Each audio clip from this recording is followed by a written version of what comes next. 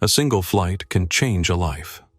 For Brenda Jenkins, a senior flight attendant with a chip-on-her-shoulder flight, SA-710 from New York to London was supposed to be just another transatlantic chore. She prided herself on her ability to size people up in an instant to sort the high-value passengers from the nobodies. But on this crisp autumn morning, her judgment would not only be wrong, it would be career-ending. In seat 12B sat the one passenger she should have never ever crossed, a woman whose quiet dignity masked an unbelievable power. A woman who didn't just fly with the airline, she owned it. Maybe someone like you would prefer a coloring book instead of our in-flight magazine. The words hung in the air of Phoenix Airlines Flight NA-710, slicing through the ambient hum of the engines. Several passengers looked up, uncomfortable silence spreading like spilled coffee across the cabin. The woman who had spoken, Heather Wilson, senior flight attendant, stood in the aisle, her perfectly manicured hand still extended, offering the insulting alternative with a smile that never reached her eyes. The passenger she addressed, a distinguished woman with salt and pepper hair pulled back in a neat bun, looked up slowly. Her expression remained neutral, betraying nothing of the thoughts behind her warm brown eyes.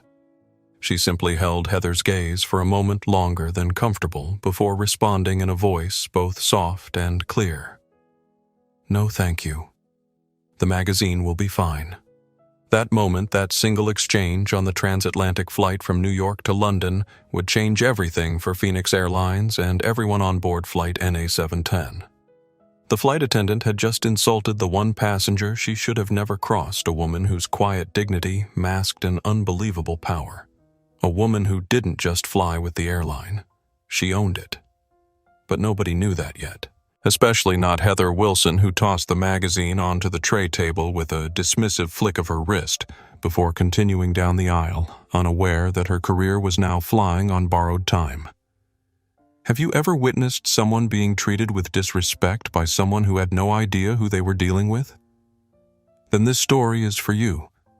Because sometimes karma doesn't just come back around, it owns the entire company. Dr. Amara Okafor settled deeper into seat 12B, the worn but comfortable window seat in Phoenix Airlines Economy Plus cabin.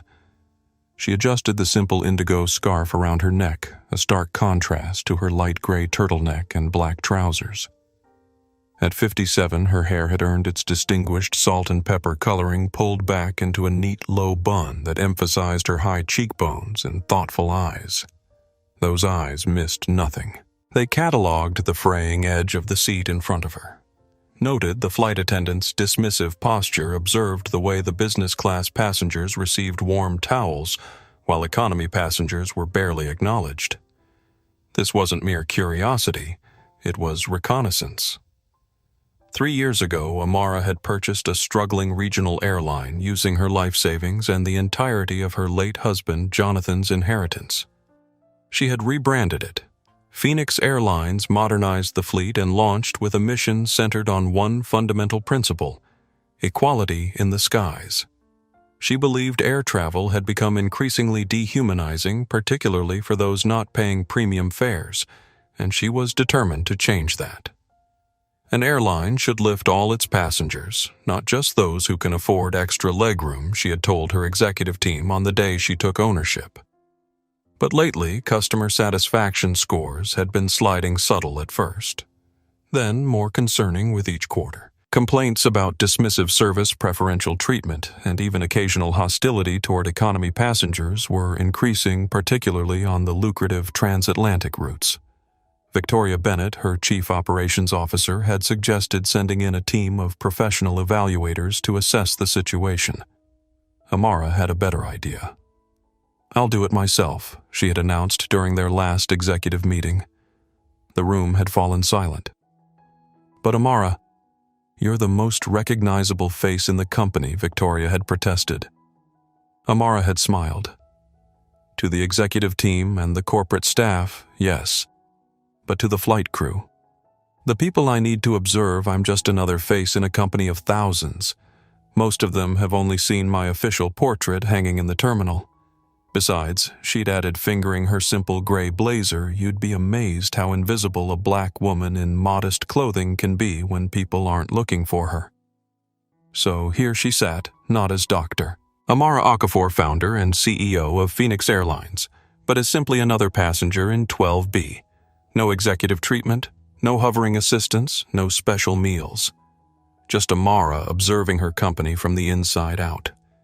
She'd chosen this particular flight, NA710, from New York to London, because it had received 3 service complaints in the past month alone.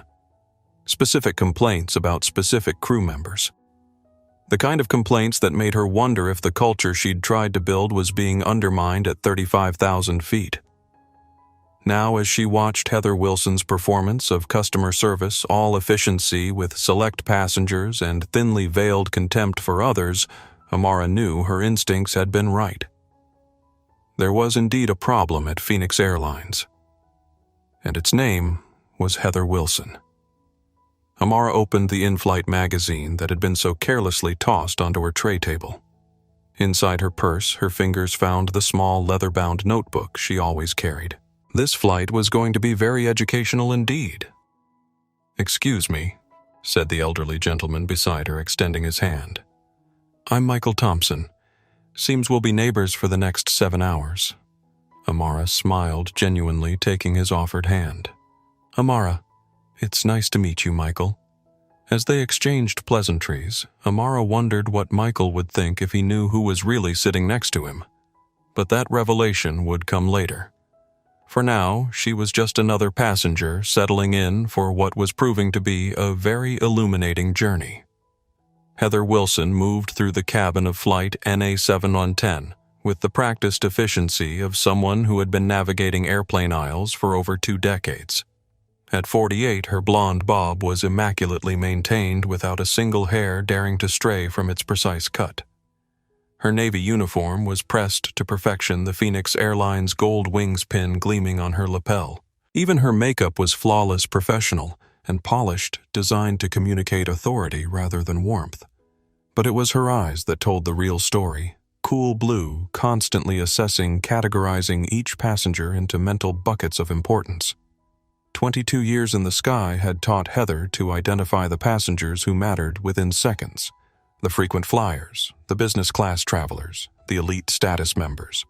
Those passengers received her dazzling smile, her attentive service, her personalized care. The rest, they were simply bodies occupying seats, human cargo to be managed, not served. "Sir, that won't fit," she barked at a young man struggling with an oversized backpack. "You'll have to check it at the gate. No offer of assistance, no suggestions for rearranging the overhead bins. Just the cold statement of a problem without a solution." "Ma'am, move along," she directed a middle-aged woman who paused in the aisle. "You're holding up the entire boarding process." The woman flustered, apologized, and hurried forward, nearly dropping her carry-on in her haste. Heather didn't see passengers. She saw obstacles or opportunities. The obstacles were to be managed efficiently. The opportunities were to be cultivated for potential benefits, compliments to supervisors, comments on customer surveys, or even the occasional gift of expensive duty-free items from grateful premium passengers. It hadn't always been this way.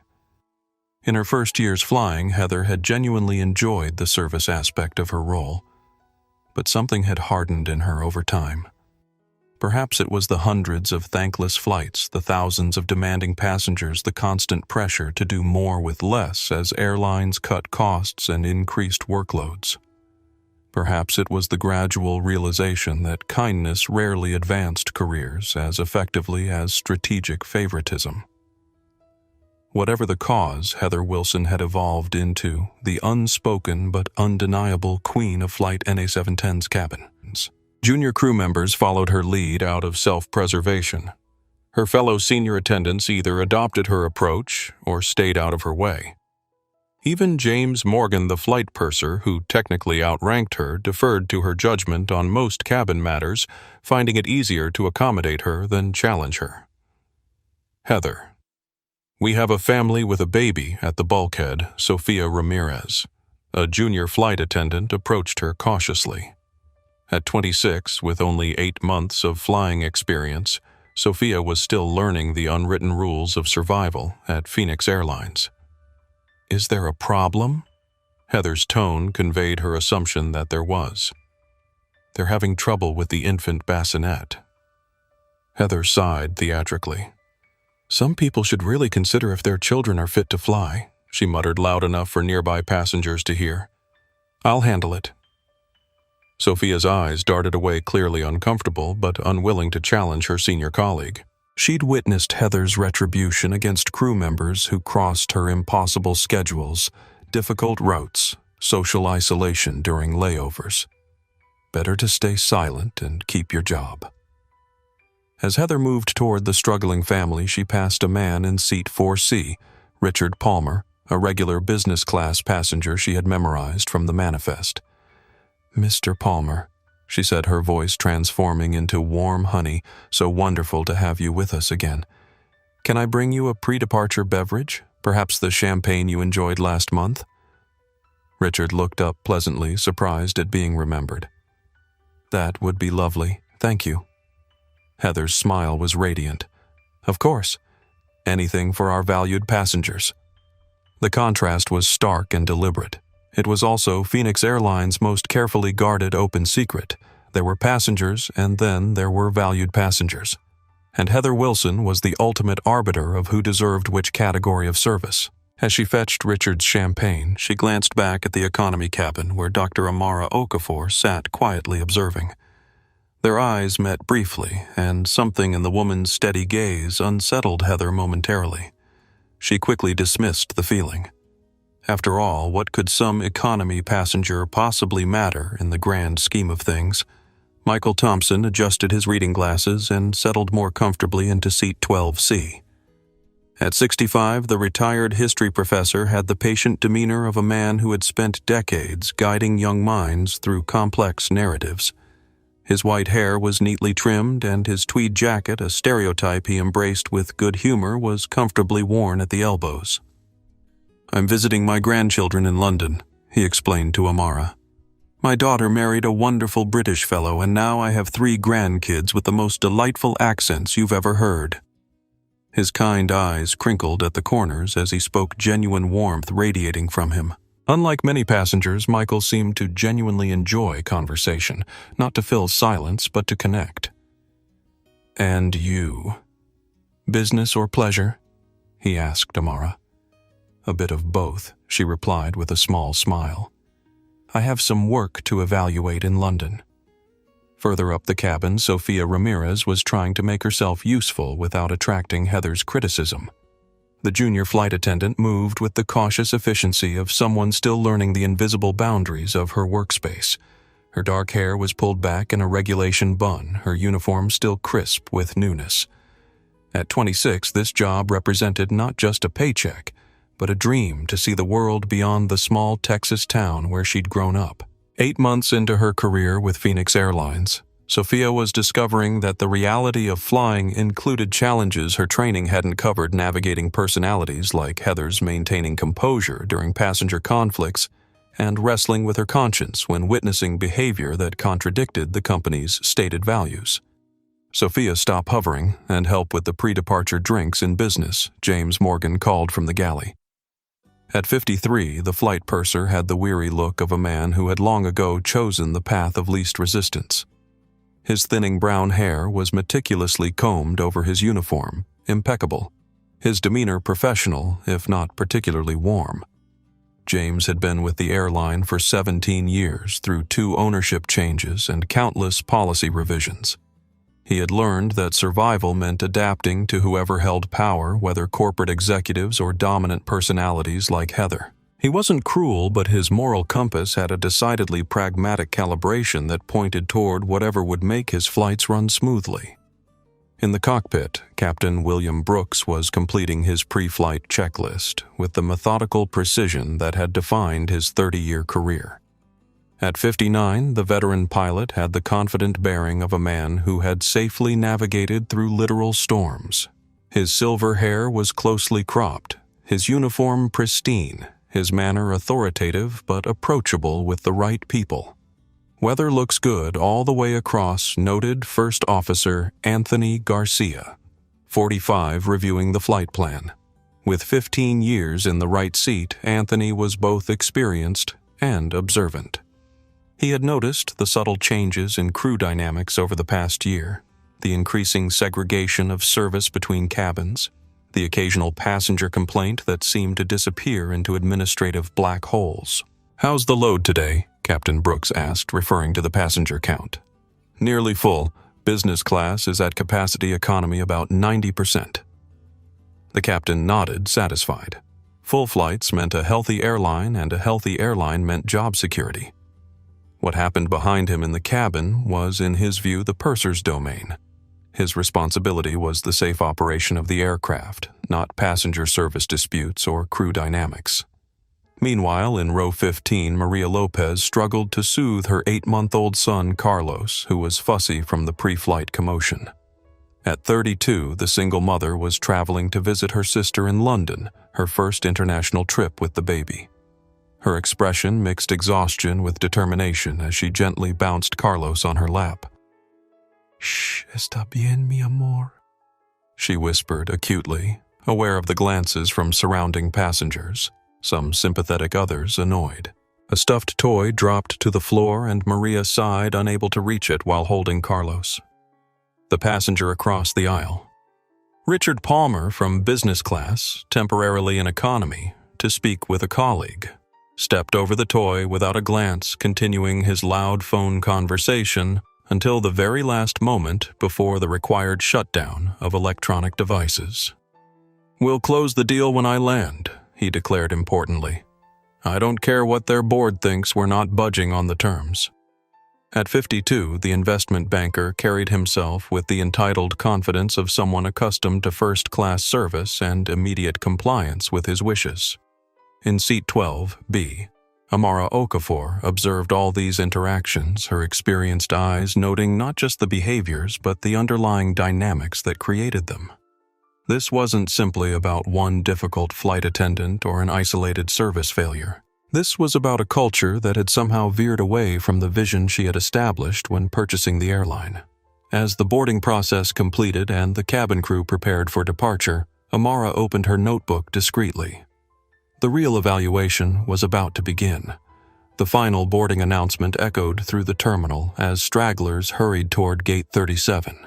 Inside the aircraft, the atmosphere was already charged with the particular tension of a nearly full flight, passengers settling into confined spaces, negotiating the unspoken territories of shared armrests and overhead bin space.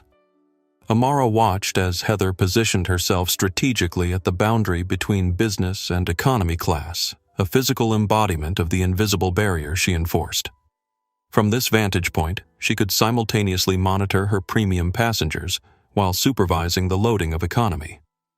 "Final boarding checks, everyone," James called from the front galley. "Departure in 15 minutes. Heather nodded crisply, then turned her attention to an elderly couple struggling with their carry-ons a few rows ahead of Amara. "Sir, you need to sit down now," she instructed, making no move to assist them. "We're on a schedule." The man, clearly flustered, tried to explain. "My wife needs her medication from the bag and we can't—" "You should have planned for that before boarding," Heather interrupted. "Either take your seat now or I'll need to call the captain." Michael Thompson, witnessing this exchange from beside Amara, frowned slightly. "That seems unnecessarily harsh," he murmured. Amara nodded, making a small note in her journal. As Heather turned away from the couple, she noticed a black woman in business casual attire approaching the economy cabin. The woman was clearly coming from the premium section where she had been helping a colleague stow luggage. "Excuse me," Heather said, her voice carrying clearly across several rows. "This area is for boarding passengers only. If you're helping someone, you need to deplane now." The woman looked startled. "I'm a passenger. Seat 14D. Heather's expression remained skeptical. "May I see your boarding pass, please?" The woman produced it, and Heather examined it with obvious surprise. "Very well," she said finally, stepping aside with visible reluctance. As the woman passed near Amara's row, Heather added in a stage whisper to Sophia, Make sure you do a thorough check of the economy boarding passes during taxi. Sometimes there are mix-ups." The implication hung in the air, heavy with prejudice. Sophia looked uncomfortable but nodded. Amara felt a familiar weight settle in her chest, a dull ache she had known most of her life. The small moments, the subtle cuts, the assumptions made based on nothing but appearance. She had built Phoenix Airlines partly to create a space where dignity was universal, not tied to the class of one's ticket or the color of one's skin. Yet here it was happening under her own brand. "Quite the gatekeeper, isn't she?" Michael observed quietly. "Indeed," Amara replied, her voice measured. "I wonder if she treats everyone that way." "I've flown enough to recognize the type Michael said. They've forgotten that service is about the people, not the procedures." A cry from the bulkhead row interrupted their conversation. Maria Lopez's baby had become more distressed as the cabin pressurized. Maria tried bouncing him gently, offering a bottle, anything to soothe him. Heather appeared almost instantly. "Ma'am, you need to control your child. We haven't even taken off yet." Maria looked up, eyes wide with a mixture of exhaustion and embarrassment. "I'm trying." His ears must be hurting from the pressure change. "Perhaps you should have considered that before booking an international flight," Heather replied coldly. "Other passengers have paid a lot of money for a peaceful journey." A woman across the aisle spoke up. "She's doing her best.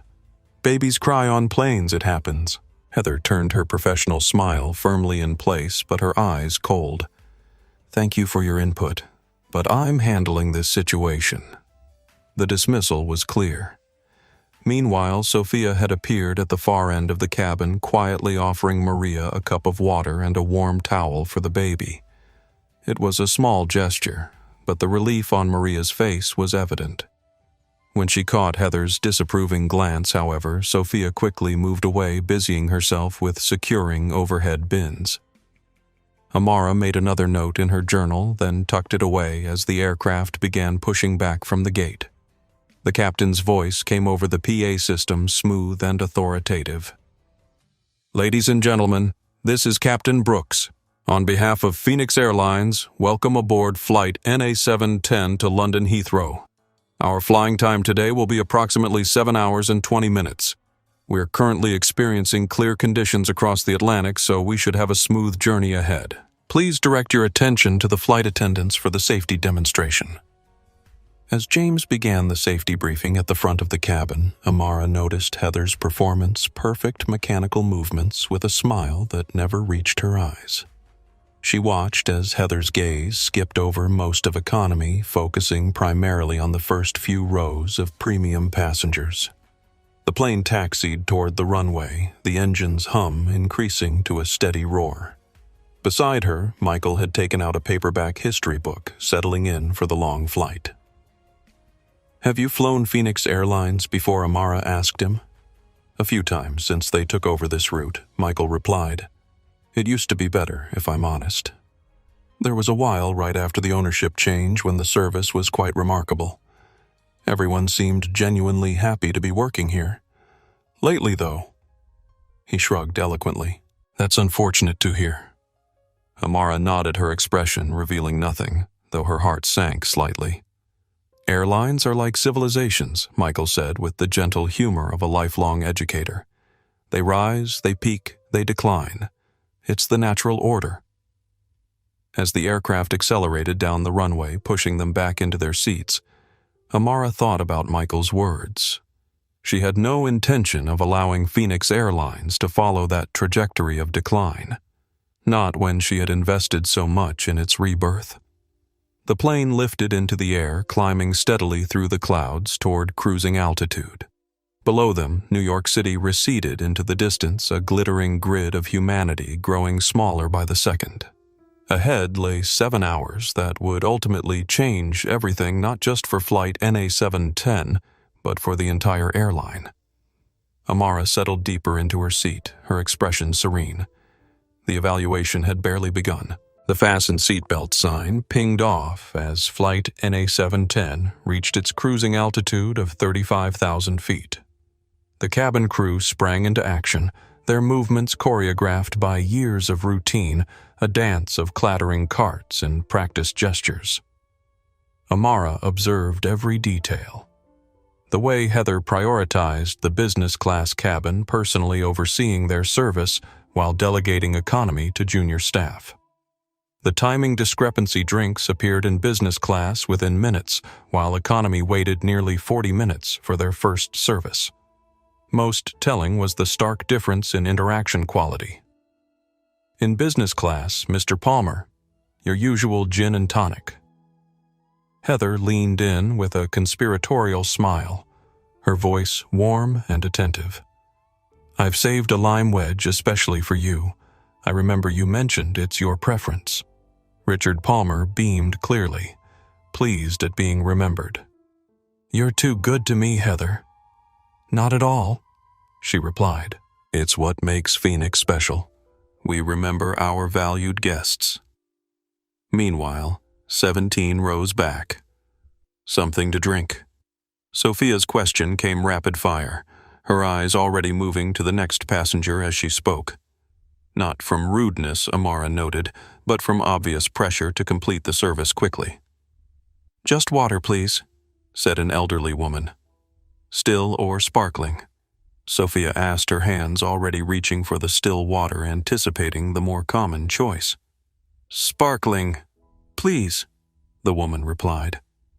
Sophia's hands faltered for just a moment before she recovered, reaching instead for the sparkling water bottles stowed deeper in the cart. Hurry it up back there, James called from mid-cabin. We're behind schedule. Sophia quickened her pace. The personal touches, eye contact, genuine smiles, the small courtesies that transformed service into hospitality, sacrificed on the altar of efficiency. Amara discreetly removed her notebook from her purse, jotting down observations. Two-tier service model evident. Timing discrepancy. Business class 8 min, economy 42 min for initial beverage. Junior staff clearly under pressure to rush economy service. Michael Thompson, returning from a visit to the lavatory, settled back into his seat with a slight grimace. Everything all right? Amara asked. Just observing the fascinating anthropology of air travel, he replied with gentle irony. I tried to use the forward lavatory, the one near business class, and was nearly tackled by our blonde friend.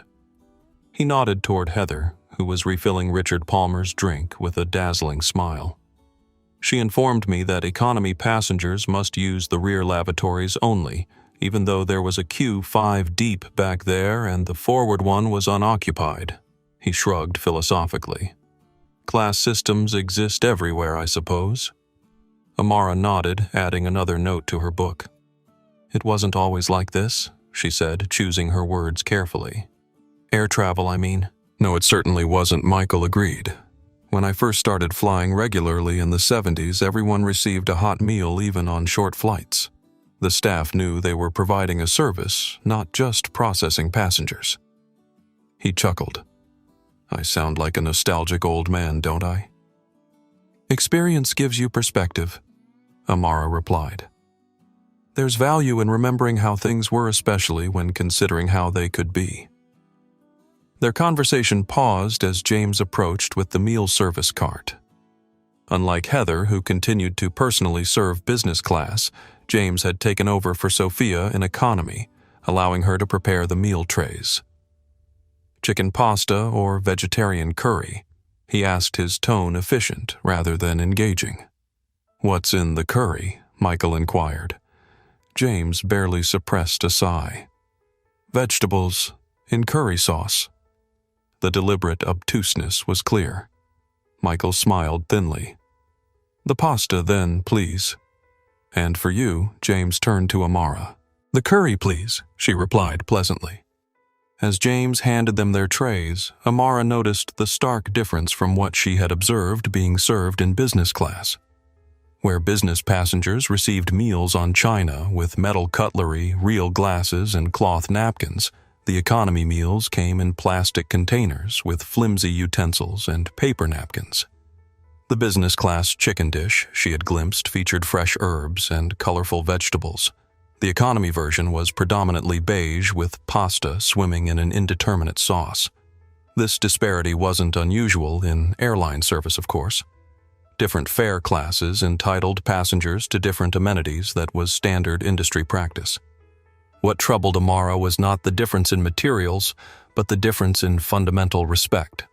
A plastic fork could be handed over with dignity. A china plate could be delivered with contempt. The issue wasn't the product, but the people delivering it. "Remind me again, why do we travel?" Michael asked rhetorically as he examined his pasta with mild skepticism. "To broaden our horizons." "Experience new cultures," Amara suggested. "Indeed. Though at the moment I'm experiencing a culture I hadn't anticipated the peculiar hostility of those who believe service is beneath them." He took a careful bite of his pasta and nodded. Not terrible, at least. Amara sampled her curry and had to agree the food itself was acceptable. Phoenix Airline's catering contract delivered decent quality across all cabins. It was everything surrounding the food that created the stark disparity in experience. From the forward cabin, laughter erupted, Richard Palmer enjoying some joke Heather had shared. The sound seemed to emphasize the invisible barrier between the cabins. Across the aisle, the passenger who had been identified as being in the wrong place during boarding ate her meal in silence, her posture slightly hunched as if trying to make herself less visible. Maria Lopez, meanwhile, struggled to eat while holding her baby, who had finally settled into a fitful sleep. Amara made a note to review the cabin configuration. Perhaps more bassinet positions could be added, or a system where passengers could eat in shifts while others held infants. The challenges of flying with children were significant enough without adding staff hostility to the equation. She also noted the layout of the galleys, the workflow patterns of the crew, the timing of service elements. These operational details weren't merely academic, they shaped the reality of both passenger experience and staff working conditions. If the system itself created pressure that brought out the worst in people, then the system needed revision. As the meal service concluded, Amara watched James and Sophia collect trays from economy, while Heather continued to attend personally to business class. The contrast couldn't have been clearer. One part of the plane received service, the other was processed. "They see us as self-loading cargo," Michael observed quietly, following Amara's gaze. "Not all of them," Amara replied, nodding toward Sophia, who was discreetly slipping an extra bottle of water to Maria Lopez. "True. There are always the good ones who remember why they chose this profession in the first place." Michael smiled. "The question is whether the good ones will stay good in a system that rewards the opposite." It was a question Amara had been asking herself since the flight began. She made another note in her journal, then tucked it away, as Heather approached their row, performing a cursory check that tray tables were clear. Everything satisfactory. Heather asked the question, clearly perfunctory. "The food was adequate," Michael replied. "The service, however, leaves room for improvement." Heather's professional smile didn't waver, but her eyes hardened. "I'm sorry you feel that way, sir. Perhaps you'd prefer our business class experience on your next journey. Perhaps what I'd prefer is to be treated with basic courtesy regardless of where I'm seated," Michael countered pleasantly.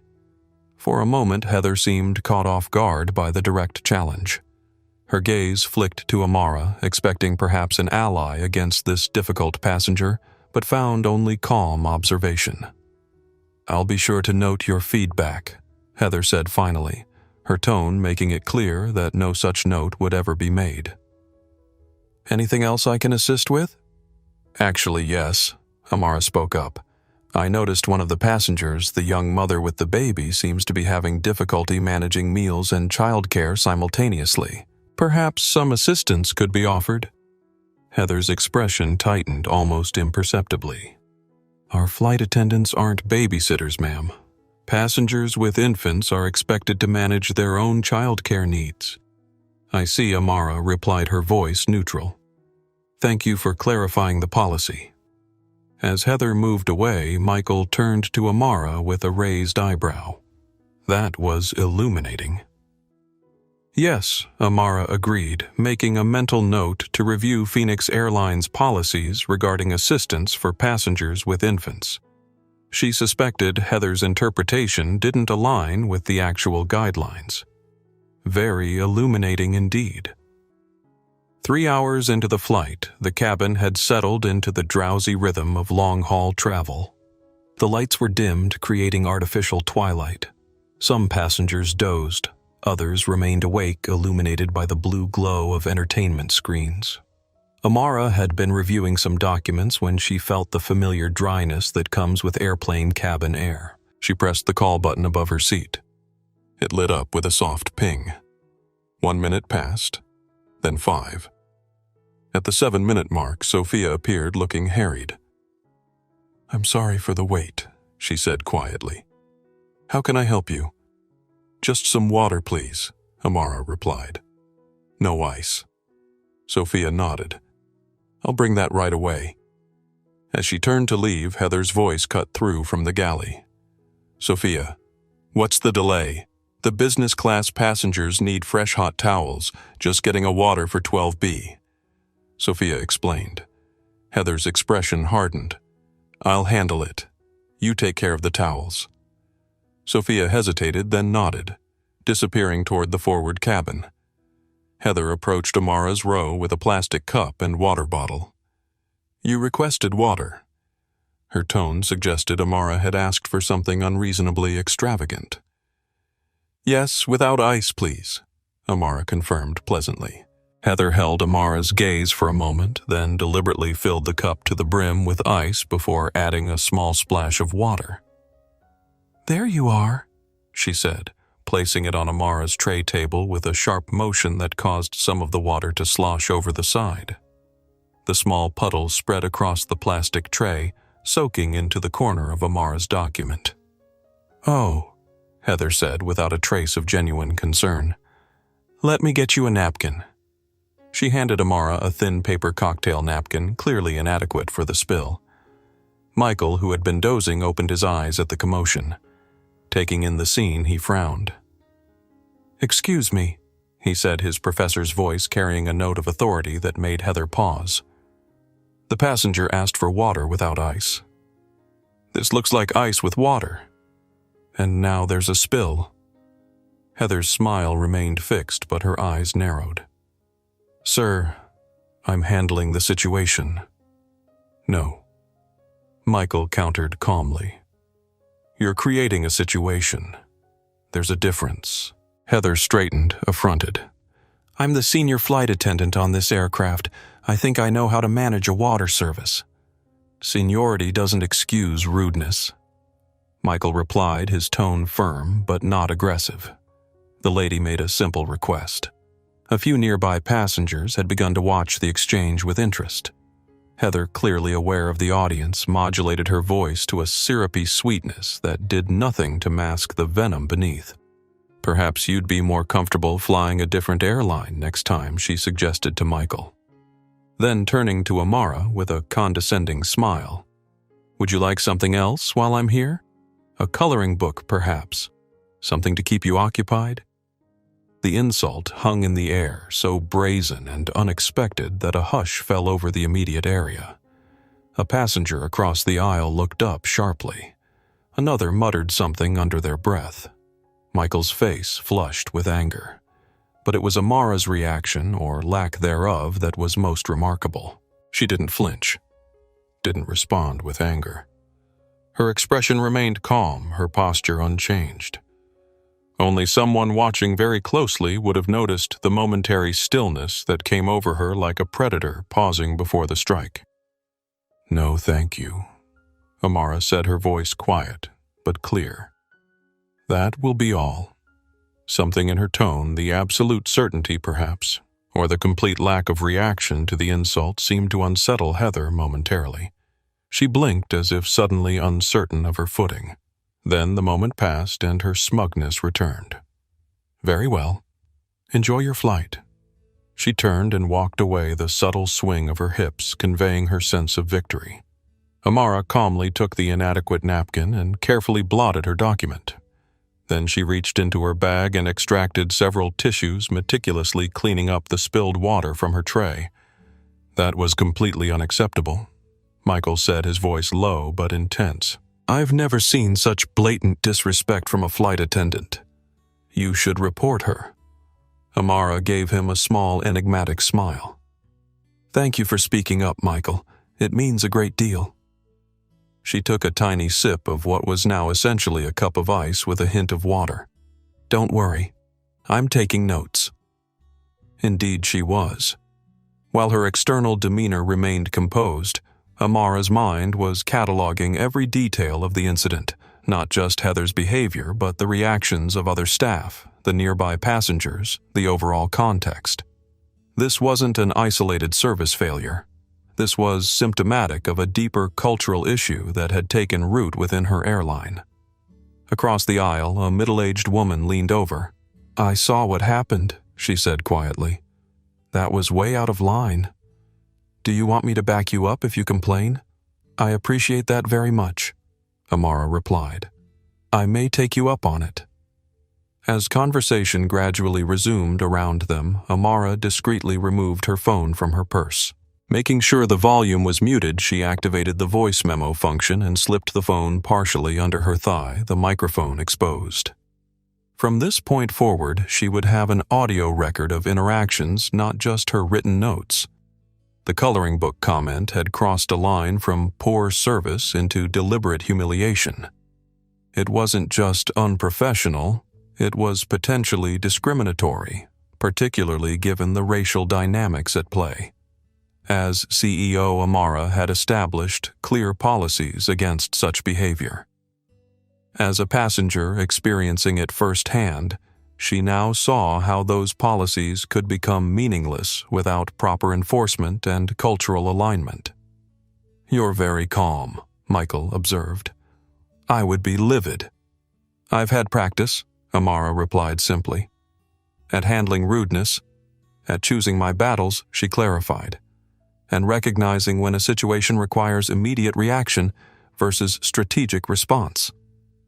Michael studied her with new interest. "You sound like someone who's dealt with corporate situations before." Amara smiled but didn't elaborate. Instead, she glanced toward the forward cabin where Heather was now laughing with Richard Palmer refreshing his drink without being asked. The contrast couldn't have been starker contempt for one passenger obsequiousness toward another.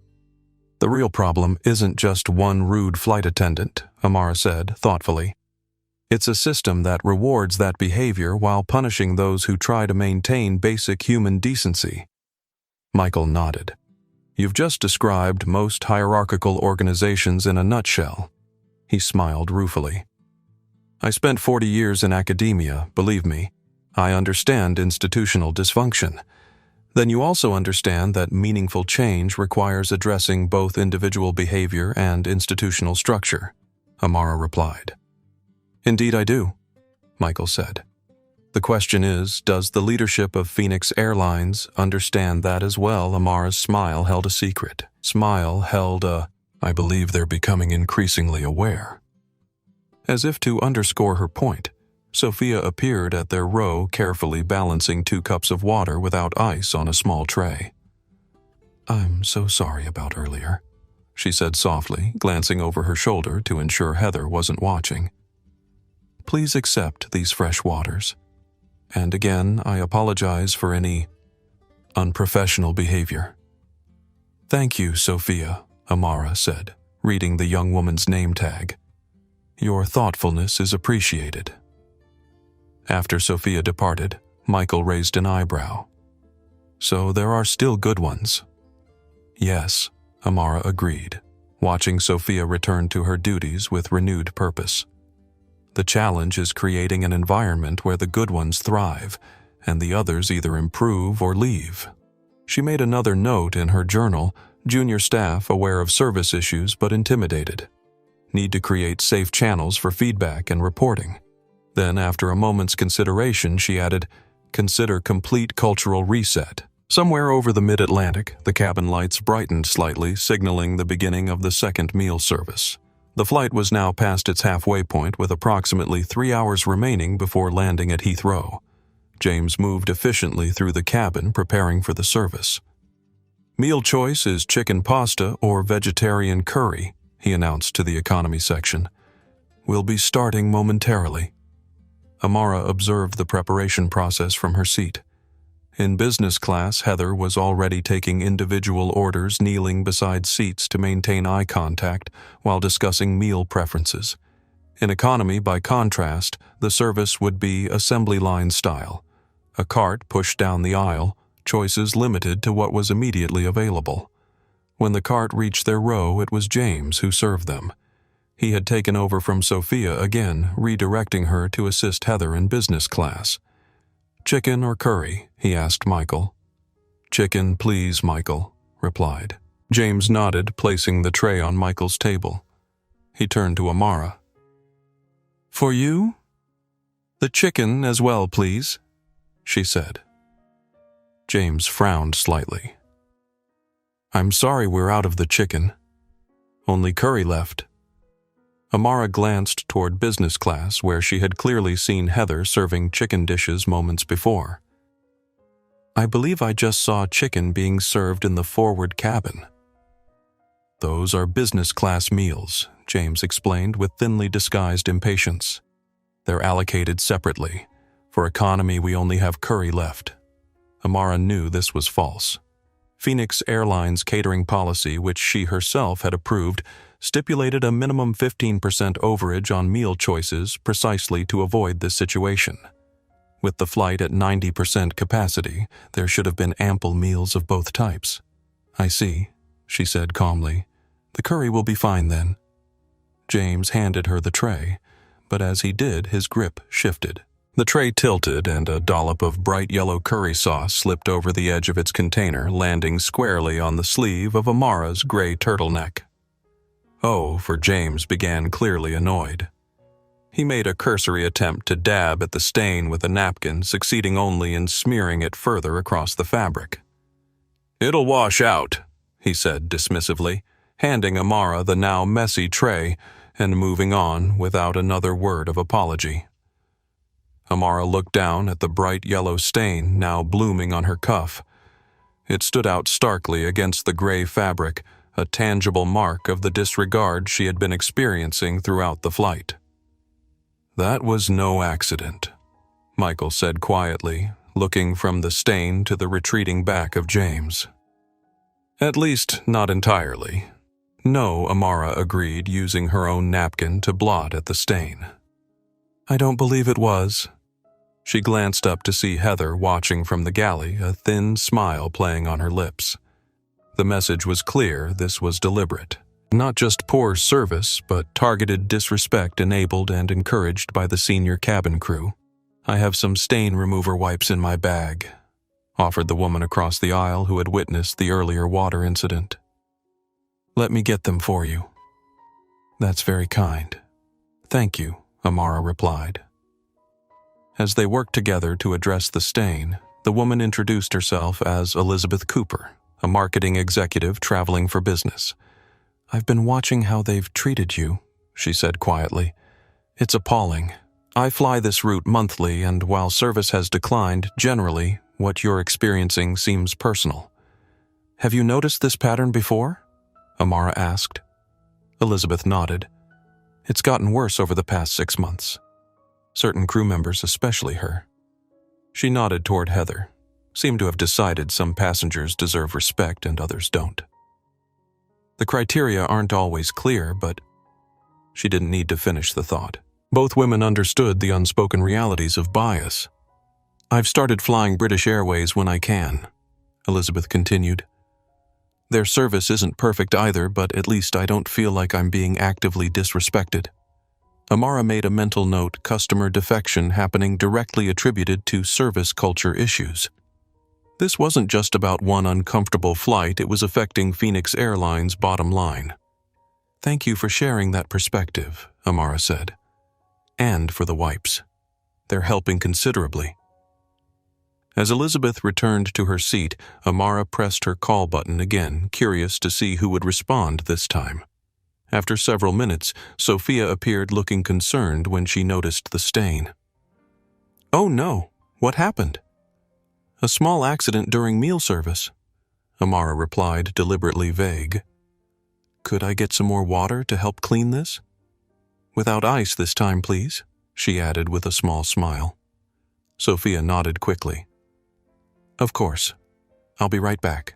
She returned promptly with a bottle of still water and some additional napkins. "I'm so sorry about this," she said, her voice low. "If you have a cleaning bill when you reach London, the airline can reimburse you.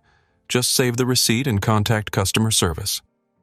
Her genuine concern was a stark contrast to James's dismissiveness and Heather's subtle satisfaction. Amara thanked her sincerely. "You're very kind, Sophia. It's appreciated." After Sophia left, Michael shook his head. "The difference between those three is remarkable. Same uniform, entirely different approach to the job." Indeed, Amara agreed. "I wonder what explains that difference." "Values," I expect Michael said thoughtfully. "Some people see service as beneath them, others see it as a calling. The former resent having to serve. The latter find fulfillment in doing it well. And which perspective does the organization encourage?" Amara mused more to herself than to Michael. "Based on what we've seen today, I'd say Phoenix Airlines has lost its way on that question," he replied. "It's a shame. When they first rebranded a few years ago, there was talk about a new approach to service. Equality in the skies, I believe, was their slogan." Amara felt a pang at hearing her own vision reflected back to her as a failed promise. "Yes, I recall that campaign." "Fine words," Michael said. "But words mean little without actions to back them up." As they ate their meals, Michael's chicken and Amara's curry, she continued to observe the dynamics of the cabin. Heather made a point of lingering in business class, providing personalized attention to Richard Palmer and other premium passengers. James moved through economy with mechanical efficiency, avoiding eye contact. Sophia did her best to provide genuine service, but was clearly constrained by the expectations of her seniors. The pattern was consistent and troubling. This wasn't merely a service issue, it was a cultural one, reflecting a fundamental misalignment between Phoenix Airlines' stated values and its lived reality at 35,000 feet. Amara looked down at the yellow stain on her sleeve.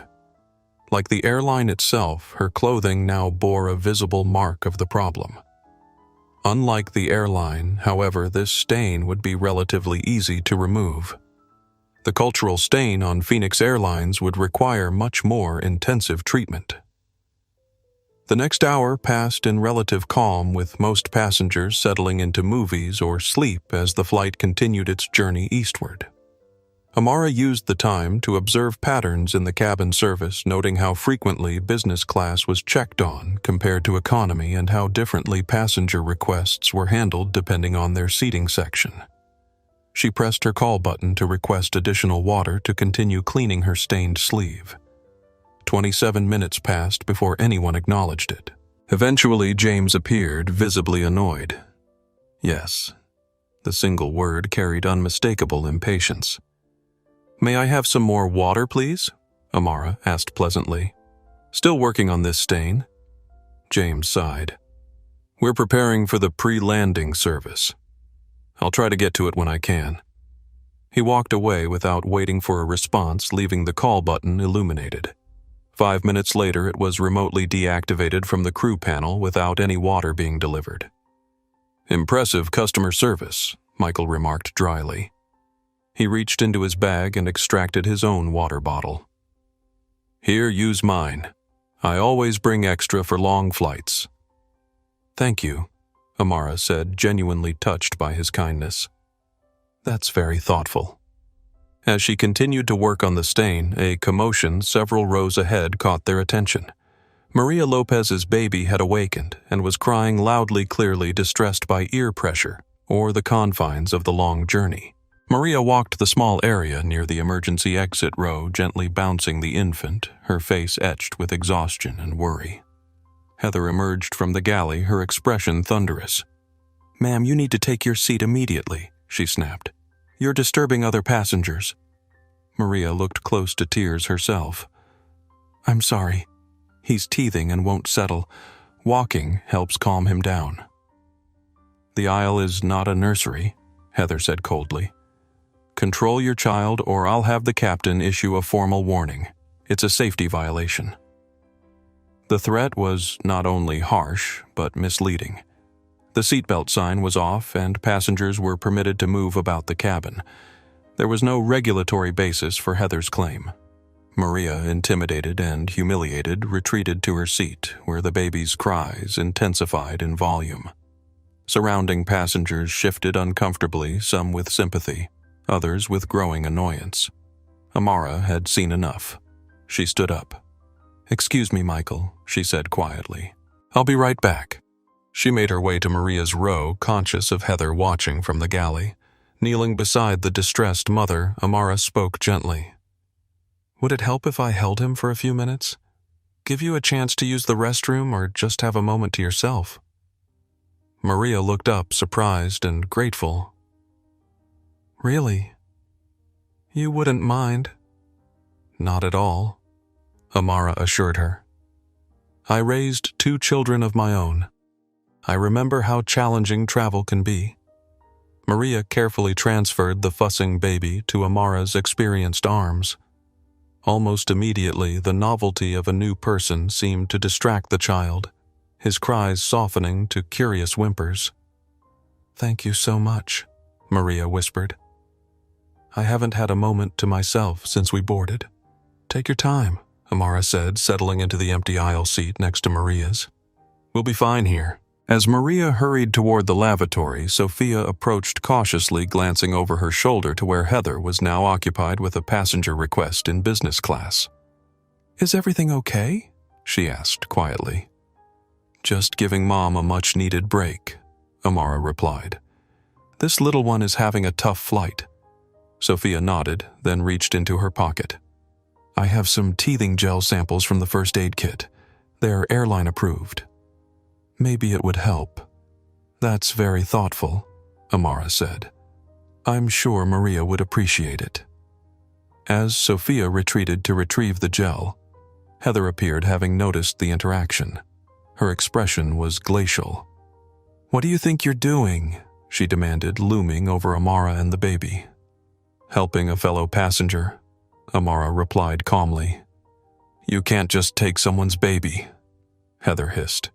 "Return to your seat immediately." "I didn't take anyone's baby," Amara clarified. "The mother asked for assistance and I offered to help. She's just gone to the lavatory for a moment." "This isn't a daycare service," Heather insisted. "Return to your assigned seat now." That's a direct instruction from a crew member. Several nearby passengers were now watching the exchange with interest. One had discreetly taken out a phone, though he wasn't obviously recording. Amara maintained her composure, gently rocking the baby who had settled against her shoulder. "The mother will be back momentarily. I'm simply providing neighborly assistance, which is neither against regulations nor interfering with flight safety." Heather's voice dropped to a threatening whisper. "Let me be very clear. You are a passenger. You will return to your seat and you will not interfere with cabin management. That is a direct order. If you get up again without permission, I will have you restrained. Do you understand me?" The threat hung in the air, sharp and ugly. Amara's phone, still recording in her pocket, captured every venomous word. "I understand you perfectly," Amara said, her voice betraying no emotion. Maria returned at that moment, looking anxiously between Heather and Amara. "Is there a problem?" "No problem at all," Amara assured her, carefully transferring the now calmer baby back to his mother's arms. "He seems to be feeling a bit better. Sophia is bringing some teething gel that might help further." Heather gave Amara one last withering look before stalking back toward business class. As Amara returned to her seat, she noticed several passengers watching her with expressions ranging from sympathy to outright support. The woman with the phone gave her a subtle thumbs up. That was quite a confrontation, Michael observed as she settled back beside him. "Are you all right?" "I'm fine," Amara assured him. "But I now have exactly what I needed." "Which is irrefutable evidence," she replied quietly, patting her pocket where the phone continued to record. Amara now had documented proof of incompetence prejudice and a direct baseless threat to a passenger. She had witnessed the purser's complicity, the junior attendant's fear-based inaction, and the systemic failures that enabled such behavior. Most importantly, she had confirmation that the problems weren't isolated incidents, but a pattern of conduct that fundamentally contradicted Phoenix Airline's core values. The net was closing. As the captain announced the beginning of their descent toward London, Amara knew that this flight was about to reach its most important destination, accountability. As Flight NA710 began its initial descent into London Heathrow, the atmosphere in the cabin shifted palpably. The crew, who had spent hours alternately ignoring economy passengers or treating them with thinly veiled contempt, suddenly transformed. Professional smiles appeared. Postures straightened, voices adopted a tone of practiced courtesy. "Ladies and gentlemen, we're beginning our descent into London Heathrow Airport," Captain Brooks announced over the PA system. "Local time is 7:42 a.m. and the weather is partly cloudy with a temperature of 16 degrees Celsius, that's 61 degrees Fahrenheit.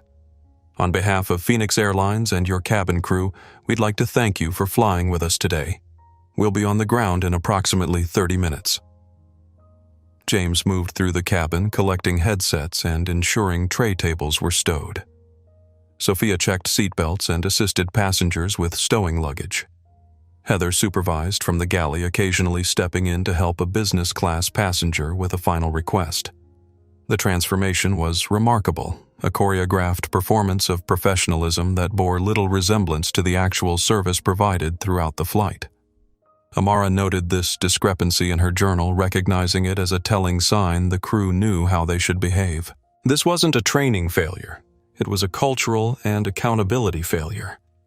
As the plane descended through clouds toward the green patchwork of the English countryside, Heather appeared with a basket of wrapped candies.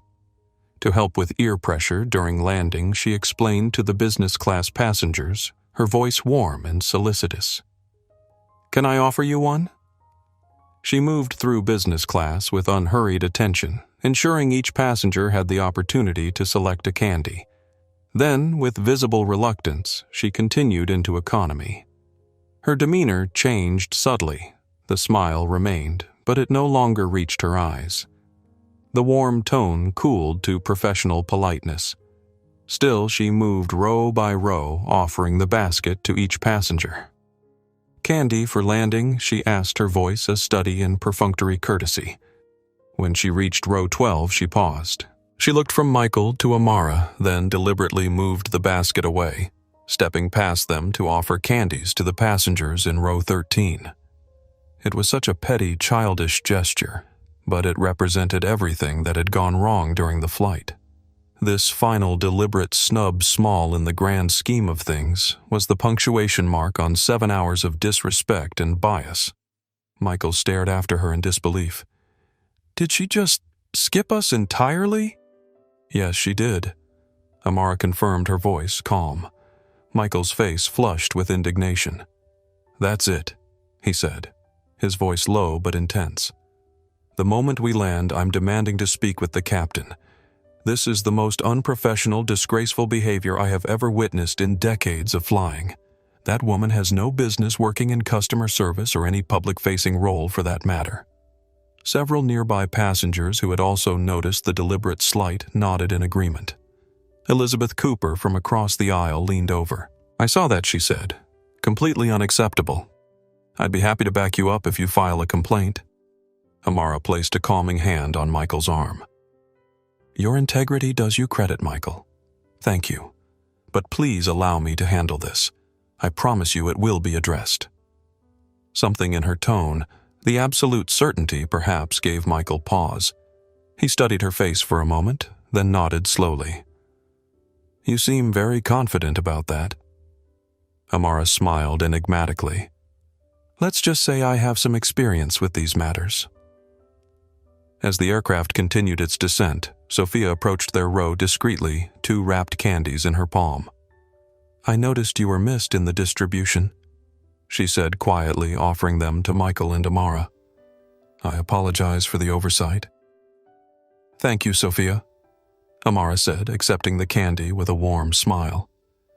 "Your thoughtfulness throughout this flight has been noticed and appreciated." Sophia's eyes widened slightly at the deliberate emphasis, but before she could respond, Heather's voice called from the galley. "Sophia, final landing checks now." With an apologetic glance, Sophia hurried away.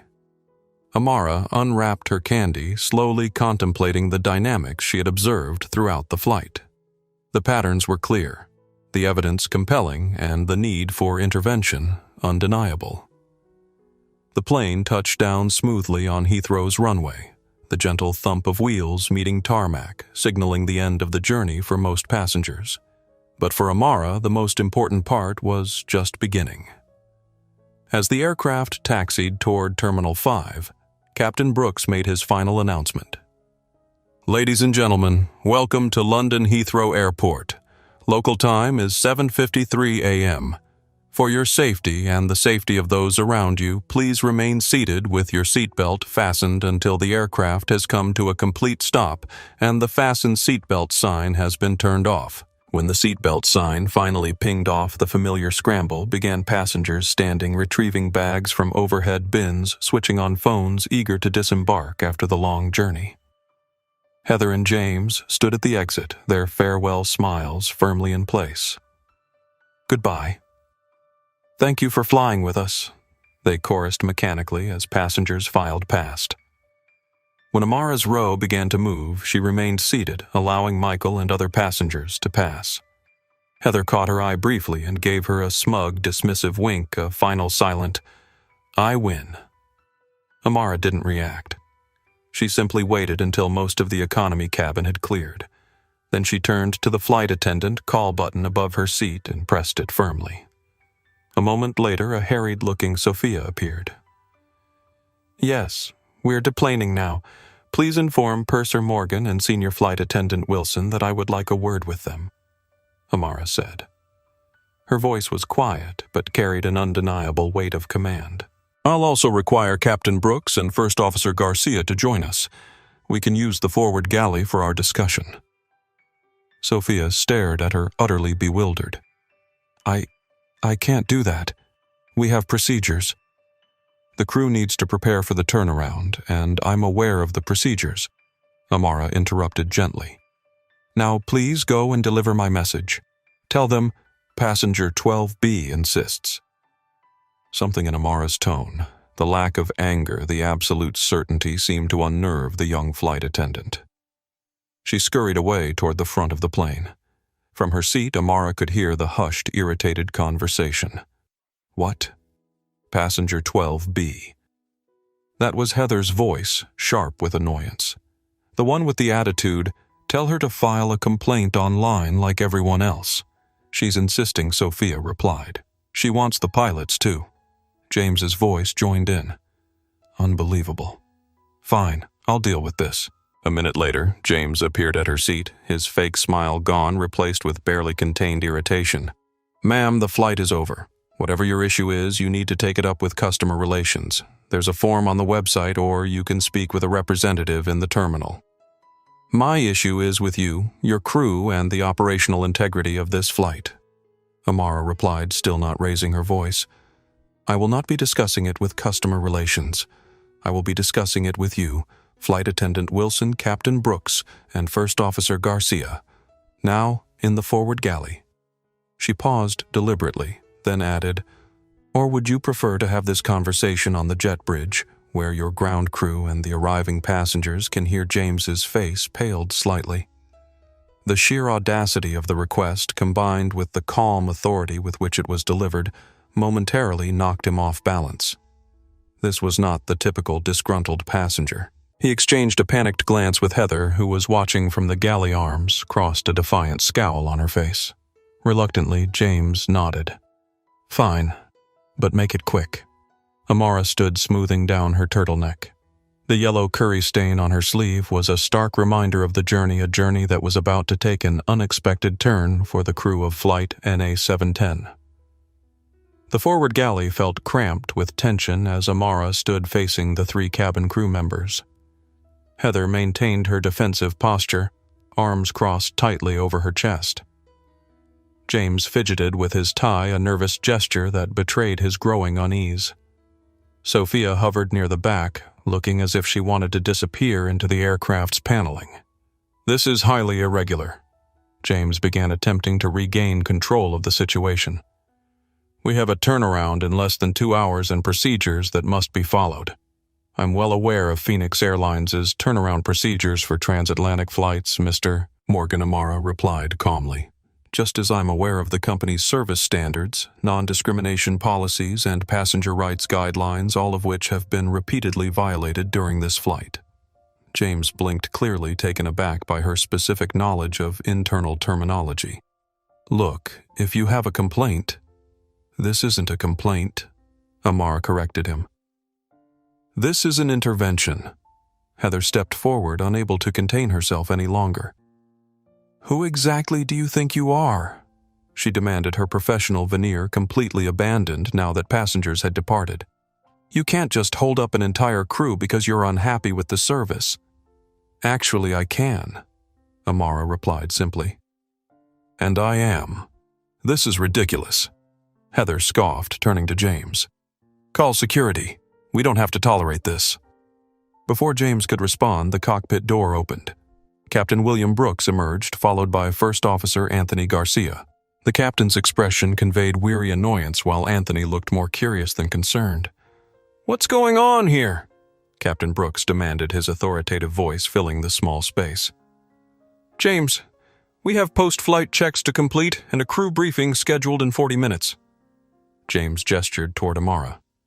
"This passenger captain has a complaint about the in-flight service and is refusing to disembark until she speaks with all of us."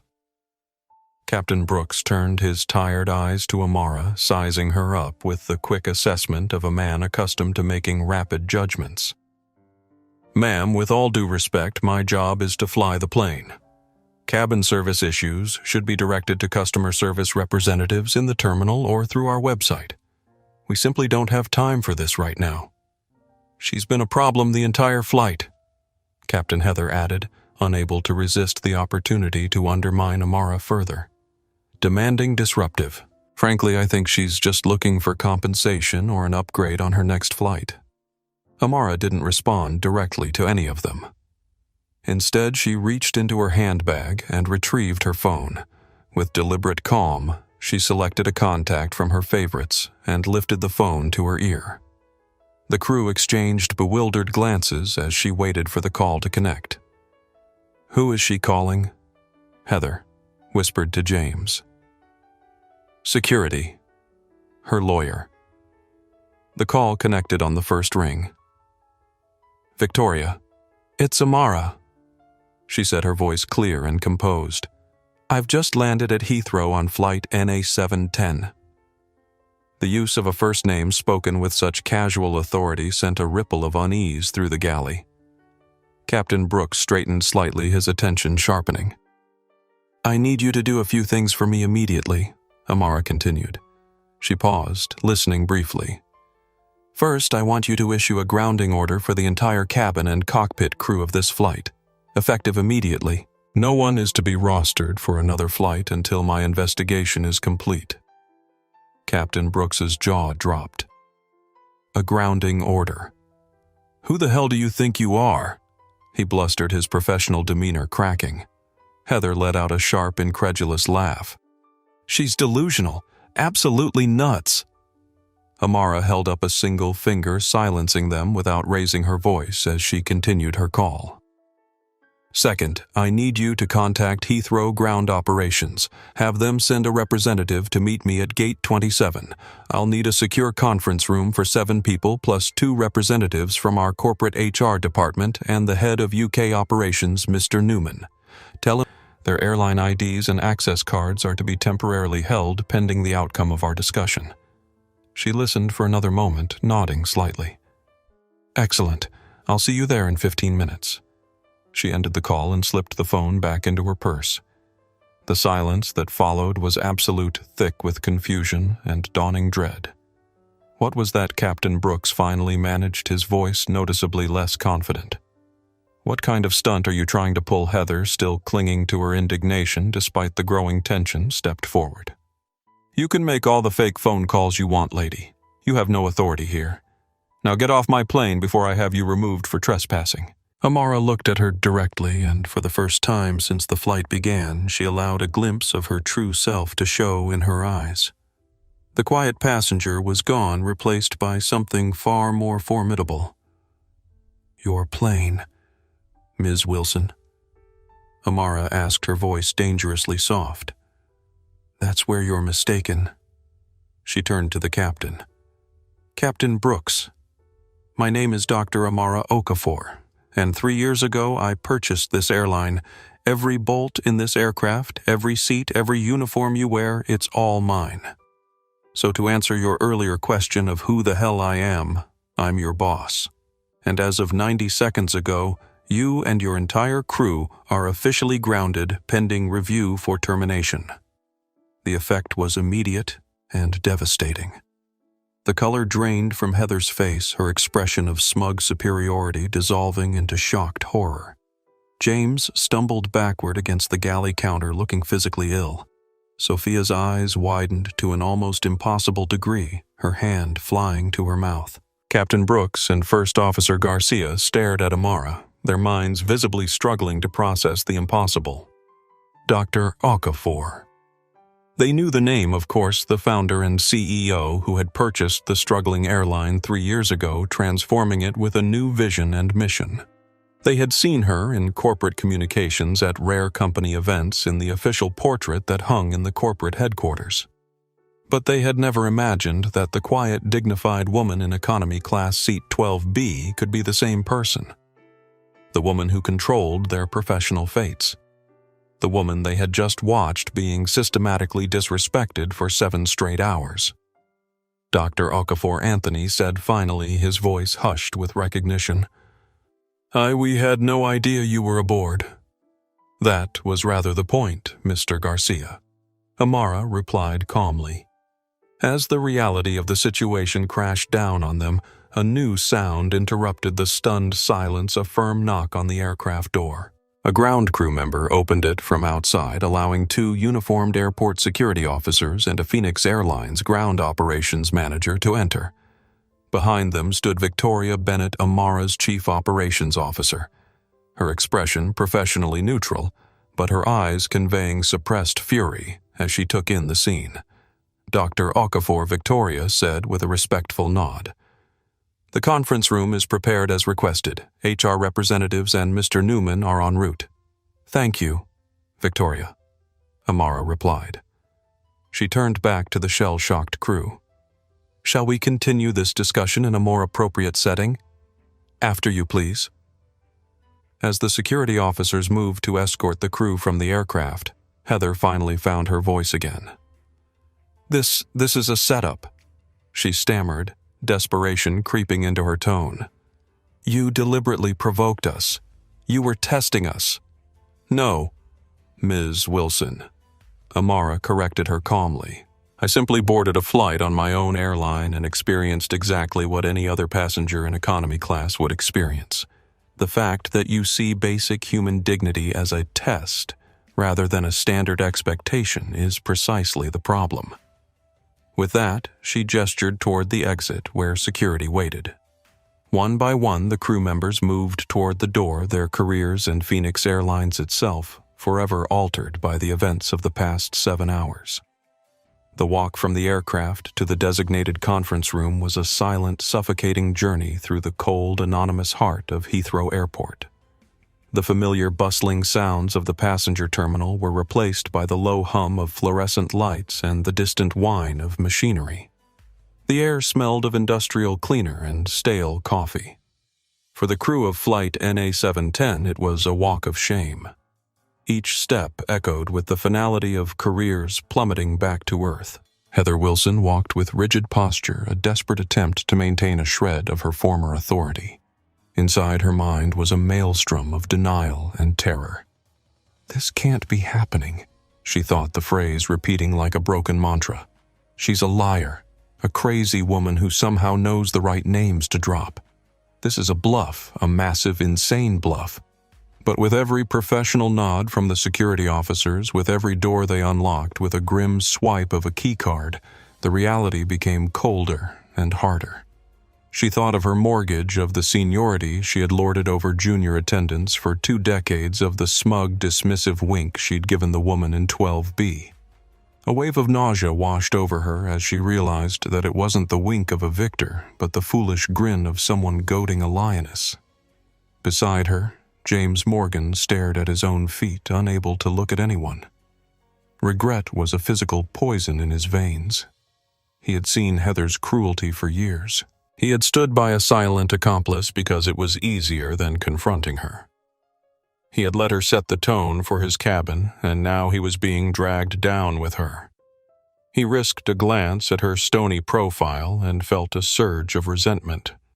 It was her fault, her arrogance, her prejudice. But the rational part of his brain knew better. He was the purser. The failure was his, too. Captain Brooks and First Officer Garcia walked with the stiff bearing of men facing a firing squad. The captain's mind, accustomed to checklists and emergency procedures, was frantically searching for a protocol to handle this situation. But there was none. A command failure. That's what the report would say. He had remained sealed in his cockpit, a sterile bubble of instruments and procedure completely disconnected from the human drama unfolding in the cabin he was ultimately responsible for. He had trusted his purser, and his purser had failed him. He imagined the review board, the cold, disappointed eyes of his peers. A career spanning 30 years, thousands of safe landings, all of it about to be undone by a cup of water and a curry stain. Sofia Ramirez felt the smallest and most transparent of them all. She was drowning in shame. Every moment she had stood by silently, every nervous laugh at Heather's cruel jokes, every time she had avoided eye contact with the kind-faced woman in 12B, it all replayed in her mind in excruciating detail. She had been afraid of Heather, but now she was terrified of the consequences of that fear. She had wanted a career in the skies to see the world. Now she wasn't sure if she'd ever set foot on a plane again without feeling the crushing weight of this single catastrophic flight. They were led into a conference room that was the physical embodiment of corporate sterility. Gray walls, a long polished black table, and chairs that seemed designed for maximum discomfort. Waiting for them were 3 figures who stood as they entered. Victoria Bennett, the COO, her face an unreadable mask of corporate steel. A woman with sharp features and colder eyes who could only be from human resources. And Edward Newman, the head of UK operations, a man they all knew by reputation, and whose grave expression confirmed their worst fears. They were motioned to sit on one side of the table, a row of defendants awaiting their judge. The silence was absolute. Victoria Bennett didn't speak. The HR woman simply stared, her gaze cataloging their every nervous twitch. The crew, once a team, were now isolated islands of misery. They didn't look at each other. They were strangers bound only by a shared impending doom. The door opened and Dr. Amara Okafor walked in. The transformation was breathtaking. The quiet, unremarkable passenger was gone. In her place stood a titan of industry. She had taken a moment to pull her hair back into a tighter, more severe bun, and though she wore the same simple clothes, she now wore them like armor. Her demeanor was calm. Her posture radiated power, and her eyes held a clarity that was more intimidating than any rage. She sat at the head of the table, flanked by her COO, and placed her small journal on the polished surface. The curry stain on her sleeve was the only remaining artifact of her time as passenger 12B. A silent, damning exhibit for the prosecution. "Good morning," she began. Her voice was perfectly modulated, carrying across the room with no effort, yet it made them all flinch. "For those of you who don't know me, I am Dr. Amara Okafor. and for the past 7 hours I have had the distinct displeasure of experiencing firsthand the culture of negligence and prejudice you have fostered aboard my aircraft." She opened the journal, its small pages filled with neat, precise script. "We will go through each incident in order. Ms. Wilson." Amara's eyes, dark and piercing, found Heather's. "Your conduct was not merely unprofessional, it was malicious. Your comment at boarding regarding the credit cards of economy passengers timed perfectly as I walked past was a clear and targeted racial microaggression, a direct violation of company policy and basic human decency." Heather paled, a strangled noise escaping her throat. "Your performative sigh when I made a simple beverage request. Your deliberately filling a cup with ice when I specifically requested none. Your condescending and frankly bizarre offer of a coloring book. You didn't just deny a request you sought to humiliate. You weaponized your position against a passenger you deemed beneath you." Amara leaned forward slightly. "Was this an isolated incident, Ms. Wilson? Or is this how you treat anyone who doesn't fit your narrow definition of a valuable customer?" Amara didn't wait for an answer. She turned to the purser. "Mr. Morgan, you stood by and witnessed this overt hostility. Your silence was your endorsement. Later, when you spilled curry on my clothing, your apology was non-existent. Your concern was for your schedule, not for the passenger you had inconvenienced. You then lied about the availability of meal choices to give preferential service to passengers you deemed more important." James sank lower in his chair, his face blotchy and red with shame. "As the purser, you set the standard for the cabin. The standard you set was one of callous indifference and petty favoritism. You failed your crew, you failed the passengers, and you failed this company." Amara's gaze then moved to the end of the table to the pilots. "Captain Brooks. A pilot's first responsibility is safety, and their second is command. You succeeded in the first. You failed catastrophically in the second. Your cabin was a toxic environment ruled by a bully and enabled by a coward. Your failure to leave the cockpit to engage with your crew to maintain oversight of the service and welfare of your passengers created a vacuum of leadership. In that vacuum, this poison was allowed to flourish." The captain, a man of immense pride, visibly deflated the words, striking him with the force of a physical blow. Finally, Amara's gaze softened, but only slightly as it fell upon Sophia. "Ms. Ramirez, I saw your discomfort. I know you were intimidated, but you must understand that in the face of blatant injustice, fear is an explanation, not an excuse. You had options. A discreet word with the purser, a note passed to the cockpit, a call to the company ethics line upon landing. You chose none of them. Every time you looked away, you cast a vote for Ms. Wilson's cruelty. Your silence was your endorsement." Sophia's eyes filled with tears, but Amara continued gently. "I hope you learn from this that courage is not the absence of fear. It is acting in spite of it." She paused, letting the weight of her individual indictments fill the room. Then she brought her hands together on the table. "My late husband and I founded Phoenix Airlines on a single guiding principle, equality in the skies. It was our promise not just to the passengers in first class, but to every single person who entrusts their safety and their money to us. It is the soul of this company." Her voice hardened slightly. "You collectively took that soul and trampled on it." Amara reached into her bag and extracted her phone, placing it carefully on the table before her. "Let's be entirely clear about what occurred on flight NA710. She said, her tone measured and precise. "This isn't a matter of subjective interpretation or a passenger's hurt feelings. This is about documented violations of company policy, aviation regulations, and basic human dignity." She pressed play on an audio recording. Heather's voice, sharp with contempt, filled the room. "Make sure you do a thorough check of the economy boarding passes during taxi. Sometimes there are mix-ups." The implication was unmistakable. Several more clips followed the water incident, the coloring book insult, the threat to restrain Amara for helping Maria with her baby. Each recording was damning on its own. Collectively, they painted a picture of deliberate cruelty and bias. These are just a few examples, Amara said after stopping the recording.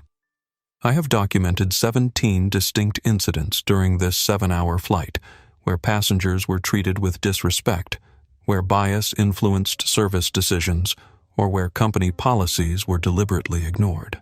She turned to Victoria. Ms. Bennett, please share what you found in the customer feedback database. Victoria opened a folder and extracted several printed reports. In the past 6 months, Flight NA710 has received 43 service complaints, significantly higher than any other route in our network.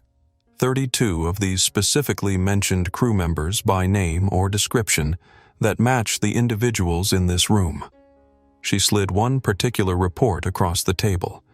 This complaint from last month details a situation nearly identical to what Dr. Okafor experienced: a passenger in economy being told their meal choice was unavailable only to see it being served in business class moments later. The passenger specifically noted, and I quote, "The flight attendant seemed to take pleasure in denying my request almost as if it was a power play rather than a legitimate service limitation." James stared at the report, visibly swallowing. He had dismissed that complaint as an exaggeration, had even joked about it with Heather afterward. Victoria continued, "Most concerning is the pattern of these complaints. Analysis shows that passengers of color, particularly those seated in economy, file complaints at a rate 340% higher than white passengers on this specific flight." "That's not fair," Heather protested weakly. "You can't prove—" "Actually, we can," Amara interrupted calmly. Phoenix Airline's booking system includes optional demographic information that many loyalty program members provide. We can correlate complaint rates against this data. The pattern is unmistakable and statistically significant. She turned to the HR representative. "Ms. Jackson, please share what you found regarding internal reporting." The woman opened her own folder. Over the past year, 8 junior crew members have requested transfers off Flight NA710, citing incompatible working environment or personality conflicts. 3 filed confidential reports with HR detailing what they described as a hostile work environment with specific allegations against Ms. Wilson and Mr. Morgan. Sophia looked up surprised. She hadn't known others had reported the problems she had witnessed. "Those reports were supposed to be investigated," Ms. Jackson continued. "But they were marked resolved after cursory interviews that appear to have been conducted by the very individuals implicated in the complaints."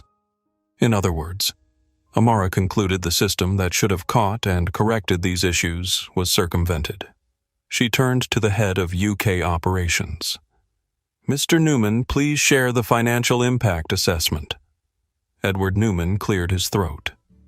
"Based on customer defection rates, complaints resulting in compensation and crew turnover costs associated with this route, we estimate the financial impact at approximately £430,000 over the past 12 months.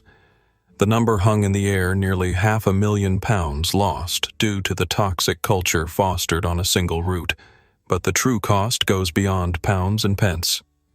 Amara continued.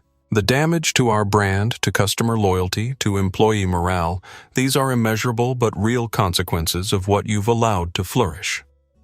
She turned back to the crew. "Now I'd like to give each of you an opportunity to respond to what you've heard. This is not a formality. I am genuinely interested in your perspective on how we arrived at this point." Heather, who had been growing increasingly agitated, seized the opportunity. "This entire situation is a setup," she declared, desperation giving her voice a shrill edge. "You came on this flight looking for problems. You deliberately presented yourself as an economy passenger to trick us.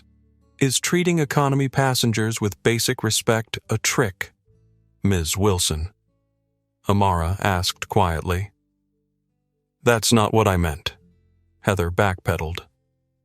"But you have to understand, we deal with hundreds of demanding passengers every week. Sometimes we have to be firm to maintain control of the cabin. Firm? Yes. Cruel? No. Amara replied. And your explanation doesn't address the pattern of bias in how you determine which passengers deserve respect and which don't. Heather fell silent, unable to formulate a defense that wouldn't further incriminate her.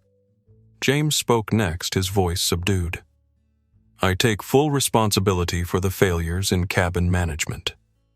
As purser, the tone and quality of service were ultimately my responsibility, and I failed to maintain appropriate standards.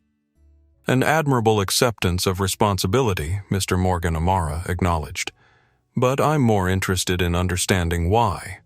Why did you allow this culture to develop under your leadership? James hesitated.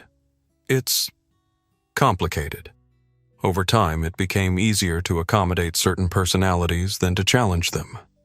I convinced myself I was maintaining peace in the crew, but in reality I was avoiding conflict at the expense of our passengers and our values. Captain Brooks cleared his throat. From the flight deck perspective, we were unaware of these specific issues. Our focus remains primarily on the safe operation of the aircraft. A pilot who isolates himself from his cabin crew is only doing half his job.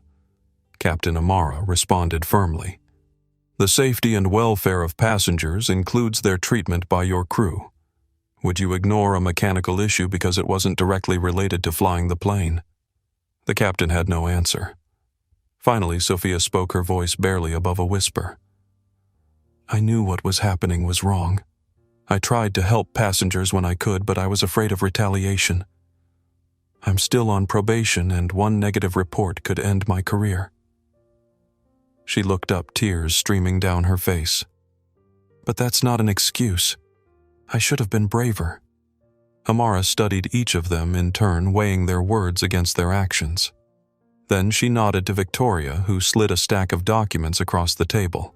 These are the official records of today's review, Victoria explained.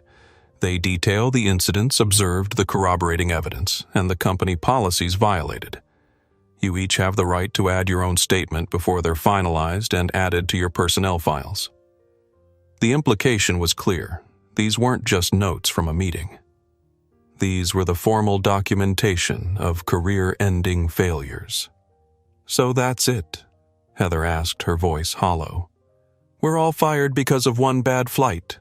No, Ms. Wilson, Amara corrected her. You're not being evaluated based on one bad flight. You're being evaluated based on a pattern of behavior that this flight simply brought to light.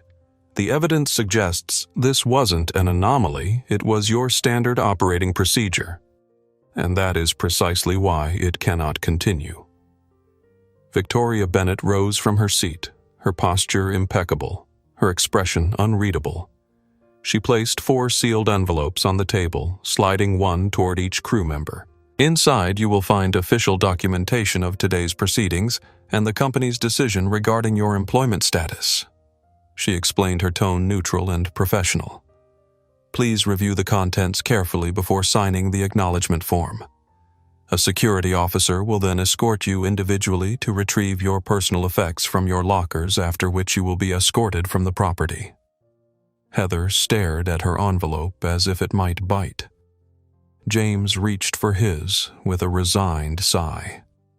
Captain Brooks opened his with military precision, his face blanching as he read the contents. Sophia's hands trembled too violently to even pick hers up. The finality was brutal. There was no negotiation, no appeal. Phoenix Airlines had made its decision. Effective immediately, Amara said, her voice quiet but carrying to every corner of the room, your employment with Phoenix Airlines is terminated. All of you. The words landed like physical blows. Despite the mounting evidence, despite the clear trajectory of the meeting, some part of each crew member had clung to the hope of a reprieve, a final warning, a suspension, a demotion. But there would be no second chances today.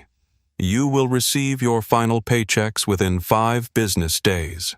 Victoria continued, all business now. Your company benefits will continue until the end of the month, after which you will be eligible for COBRA coverage at your own expense. Your airline ID badges and access cards will be retained by security. I would strongly advise against using Phoenix Airlines as a professional reference in future employment applications." Heather's face had gone from pale to ashen. 22 years, she whispered. 22 years gone in a day. "No, Ms. Wilson," Amara corrected her. "Your career didn't end today. It ended the day you decided that some passengers deserve dignity and others don't. Today is merely when you face the consequences of that decision." James signed his acknowledgement form with a shaky hand. "I understand the decision," he said quietly. "And I respect it, though I can't pretend I'm not devastated." "As well you should be," Amara replied, not unkindly. "Devastation is an appropriate response to the loss of something valuable. In this case, a career that could have been honorable but was compromised by moral complacency." Captain Brooks sat rigid in his seat, the letter of termination clutched in his hand. 3 decades of flying thousands of safe landings, all ending not in celebration and a gold watch, but in disgrace and a security escort. "Is this really necessary?" he asked, gesturing to the security officers. "We're not criminals." "Perhaps not in the legal sense," Amara acknowledged. "But you have violated the trust placed in you by this company and its passengers. The security escort is as much for your privacy as for our protocols." One by one, they signed their forms acknowledging the end of their careers at Phoenix Airlines. As they were led out individually to collect their belongings, Amara remained at the table watching the dissolution of a team that had failed not just their passengers but themselves. When only Sophia remained, Amara noticed the young woman had still not opened her envelope. "Ms. Ramirez," she said gently, "you should read the contents." With trembling fingers, Sophia finally opened the envelope and read the letter inside. Her eyes widened in surprise. "This is different from the others," she said hesitantly. "Yes," Amara confirmed. "Your situation warranted a different approach. Unlike the others, Sophia's letter offered not immediate termination, but a 3-month probationary period in a ground role at Phoenix Airlines' London Operations Center. The continuation of employment was contingent on completion of an intensive ethics and leadership course paid for by the company and regular mentoring sessions with senior staff. Why, Sophia asked, her voice barely audible. Why give me another chance when the others are being terminated? Because despite your failure to act decisively, you demonstrated awareness of the problem and made small attempts to mitigate it. That suggests potential worth developing. Amara leaned forward slightly. But make no mistake, Ms. Ramirez. This is not leniency. It is an opportunity that comes with heightened scrutiny and higher expectations. If you choose to accept it, you will be held to an even more rigorous standard going forward. Sophia nodded, wiping away tears. I understand, and I'll prove your faith in me isn't misplaced. I hope so, Amara replied. Phoenix Airlines needs staff who embody our values not just in easy moments, but in challenging ones. The choice is yours. Sign the acceptance form or the standard termination form. Either way, your future in aviation begins with this decision.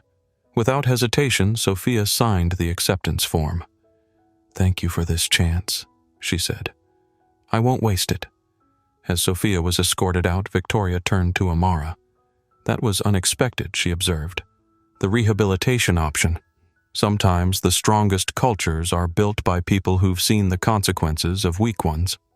Amara replied. Ms. Ramirez has potential if properly guided. She gathered her notes and stood the curry stain on her sleeve, now a badge of sorts, visible evidence of a necessary intervention.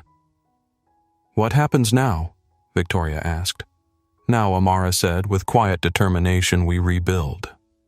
For Heather Wilson, the aftermath of Flight NA710 was a slow, agonizing descent into professional irrelevance. Initially, she was defiant, convinced her 2 decades of experience would land her a position at a rival carrier within weeks. She applied to British Airways, to Virgin Atlantic, to Lufthansa. Her cover letters were filled with confident prose about her expertise in premium cabin service. The rejections were swift and politely impersonal. The aviation industry was smaller than she had realized. A termination from Phoenix Airlines, particularly one rumored to involve the CEO directly, was a black mark that recruitment teams couldn't ignore. Each rejection deepened her bitterness and desperation. She lowered her sights, applying to budget carriers and charter companies, any entity with wings and a paycheck. In one humiliating video interview, the recruiter asked point-blank, "There is a note on your file from the Civil Aviation Authority regarding a passenger complaint and an internal investigation. Can you elaborate on that?" Heather stammered, made vague references to a personality conflict, and watched the interviewer's expression shift from interest to wariness. The call ended minutes later with promises to be in touch that never materialized. 6 months after her termination, with savings dwindling and her mortgage in arrears, Heather took a job at a high-end department store in the handbag section. She spent her days folding dust bags and placating irritable customers. Her own face now a permanent mask of bored impatience, not as a choice but as the weary expression of a defeated woman. The karmic irony was lost on her, buried under a mountain of bitterness and self-pity. She never acknowledged even to herself that her fall had been self-inflicted. In her mind, she remained the victim of an elaborate setup her 2 decades of service discarded over one bad day. The fact that the bad day had been entirely of her own making never penetrated her carefully constructed narrative. James Morgan fared somewhat better, though his path was hardly triumphant. His complicity and failure of leadership made him unemployable as a purser or in any senior cabin crew role. After 3 months of rejections, he left aviation entirely, taking a mid-level management position at a hotel chain where the ghosts of his past wouldn't follow him so closely. The transition was humbling. At 53, he found himself starting over, learning new systems, adapting to a corporate culture that emphasized customer satisfaction above all else. His aviation experience counted for little in his new role, forcing him to rebuild his professional identity from the ground up. The experience proved unexpectedly transformative. Freed from the toxic dynamics of Flight NA710 and forced to re-examine his priorities, James gradually rediscovered the service-oriented values that had drawn him to hospitality in the first place. He would never again reach the seniority or compensation he had enjoyed at Phoenix Airlines, but he found something perhaps more valuable: professional integrity and personal peace. Captain Brooks bore his disgrace with the stoic resignation of a man accepting a court-martial. To avoid a full revocation of his license, he accepted the findings of the review board and the severe formal reprimand for command negligence. After 6 months of mandatory retraining and evaluation, he found work flying overnight cargo routes across the Atlantic. It was a lonely, humbling penance. He flew in silence, the cabin behind him filled with pallets of inanimate freight instead of the passengers he had failed. The work was physically demanding, the hours punishing, the prestige non-existent. But it was flying, the only profession he had ever known or wanted. Late at night, as his aircraft crossed the same Atlantic corridor he had once traversed with passengers, he often reflected on the invisible wall he had built between the cockpit and cabin, a division that had seemed so professional and necessary at the time, but which had ultimately contributed to his downfall. Those quiet hours of reflection gradually transformed his understanding of command, too late to salvage his former career, but perhaps in time to redeem his remaining years in the air. First Officer Anthony Garcia had been the least culpable of the flight crew, but he too faced consequences. His failure to intervene or report the issues he had observed resulted in a 3-month suspension and mandatory leadership training. Upon his return to duty, he was assigned to a different route with a new captain who had been specifically selected for his integrated approach to crew management. Anthony embraced the second chance with determination and humility. He He became an advocate for breaking down the artificial barriers between flight and cabin crews, organizing joint training sessions and social events that fostered a unified team culture. 3 years later, he would be promoted to captain, carrying with him the hard lessons of Flight NA-710. For Sofia Ramirez, the path forward was both the most challenging and potentially the most rewarding. Her 3-month probationary period in Phoenix Airlines' ground operations was intense, scrutinized, and deeply educational. The ethics and leadership course forced her to confront uncomfortable truths about her own complicity in the toxic culture she had witnessed. It's not enough to privately disapprove of wrongdoing, her mentor explained during one particularly difficult session. Integrity requires action, even especially when that action comes at personal cost. Sofia absorbed these lessons with the hunger of someone determined not to repeat past mistakes. She worked harder than anyone else in her department, volunteered for difficult projects, and gradually rebuilt her professional reputation. Her direct, unflinching account of what had happened on Flight NA-710 became a case study in Phoenix Airlines' new crew training program, a cautionary tale that helped others understand the true cost of remaining silent in the face of wrongdoing.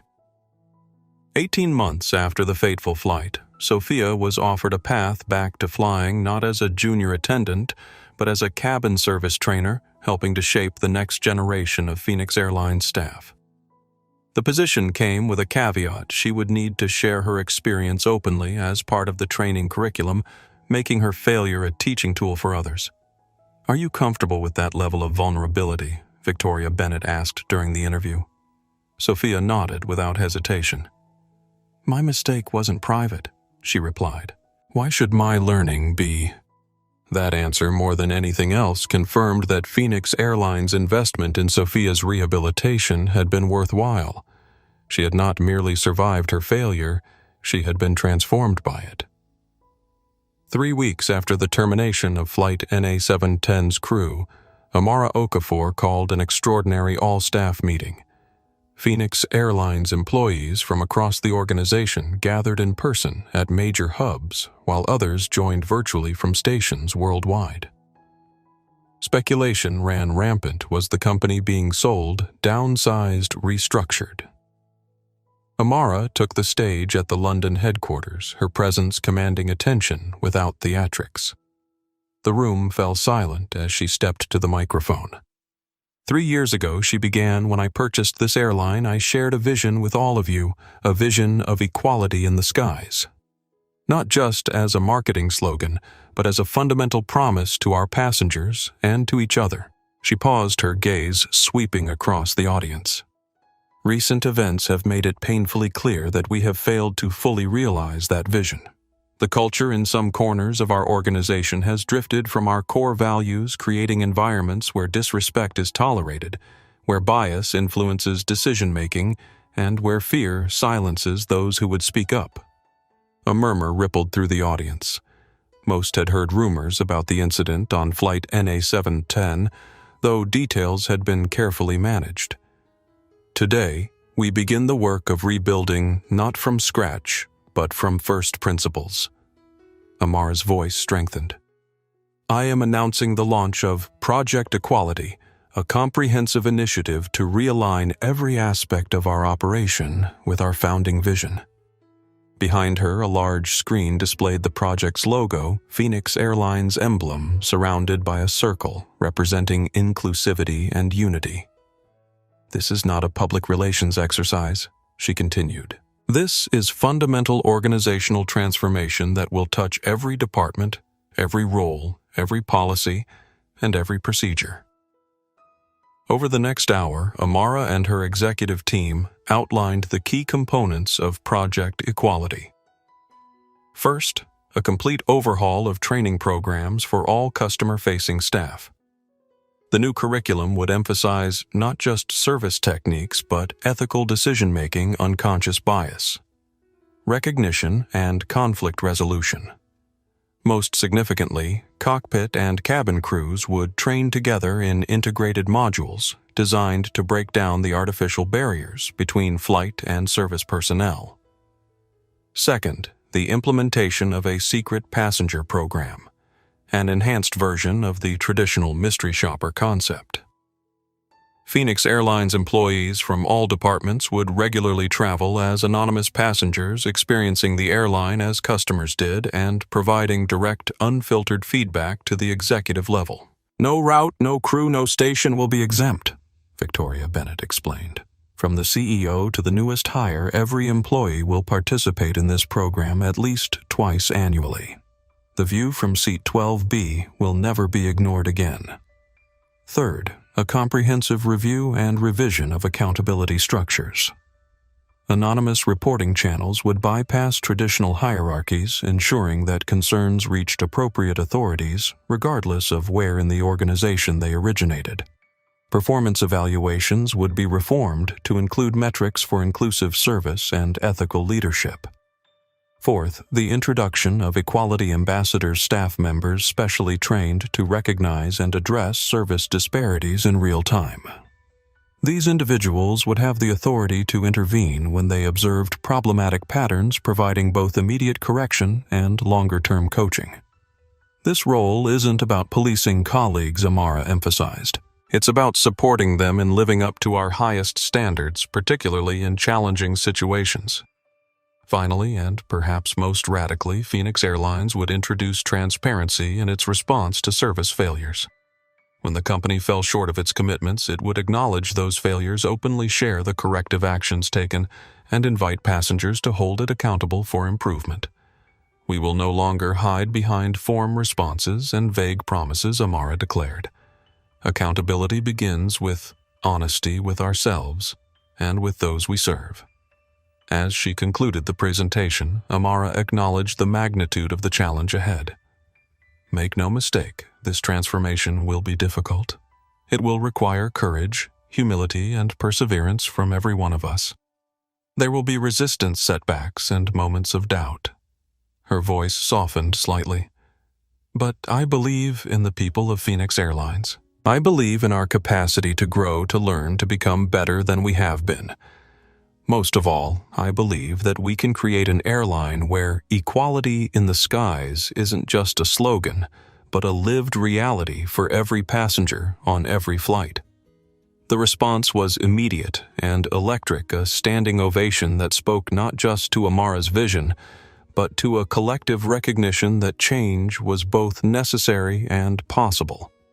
In the weeks and months that followed, Project Equality moved from concept to implementation with remarkable speed. There were, as Amara had predicted, pockets of resistance, particularly from those who had become comfortable with the status quo. Some resigned rather than adapt to the new expectations. Others initially complied begrudgingly, only to discover unexpected fulfillment in the reformed culture. The transformation wasn't perfect or instantaneous. There were missteps, course corrections, and moments when progress seemed frustratingly slow. But gradually, measurably, Phoenix Airlines began to change, not just in policy, but in practice, not just in marketing, but in mindset. 6 months into the initiative, customer satisfaction scores showed significant improvement. Complaints about disparate treatment decreased by 62%. Employee retention rates stabilized, then improved. The secret passenger reports revealed steadily increasing consistency in service quality across all cabins and routes. Most tellingly, Phoenix Airlines' market share began to grow, particularly among demographic groups who had previously reported feeling marginalized or unwelcome on commercial flights. The financial impact was undeniable. Equity wasn't just ethical. It was profitable. 1 year after the launch of Project Equality, an industry publication ran a feature titled, "The Phoenix Rises: How One Airline's Cultural Revolution is Changing Aviation." The article documented the transformation in detail, interviewing staff, passengers, and industry observers. It concluded with a quote from an anonymous competitor's executive, "They're forcing all of us to reconsider our approach." When passengers experience genuine equality on one airline, they begin to demand it from all of us. That was precisely what Amara had intended, not just to reform her own company, but to elevate the entire industry. The revolution that began in seat 12B was spreading flight by flight, airline by airline, transforming not just Phoenix Airlines, but the very concept of what air travel could and should be. 3 weeks after flight NA710, Michael Thompson was enjoying breakfast with his grandchildren in their London home when a courier arrived with a sleek black box addressed to him. His daughter raised an eyebrow as he opened it, curious about the unexpected delivery. Inside, nestled on a bed of velvet, lay a card made of brushed steel. Engraved on its surface was his name, the Phoenix Airlines logo, and a simple message: "For showing decency when it was needed most. The skies are yours." Accompanying the card was a letter on Phoenix Airlines stationery. "Dear Professor Thompson, in a world where it is increasingly easy to remain silent in the face of injustice, you chose to speak up. Your willingness to stand for the dignity of a stranger represents the very best of what humanity can be. The enclosed card is a Phoenix Airlines Infinity card, granting you and one companion complimentary first-class travel on any Phoenix Airlines route anywhere in the world for the rest of your life. No blackout dates, no restrictions, no expiration. This is not merely a reward for your actions on flight NA7110, though those actions were indeed worthy of recognition.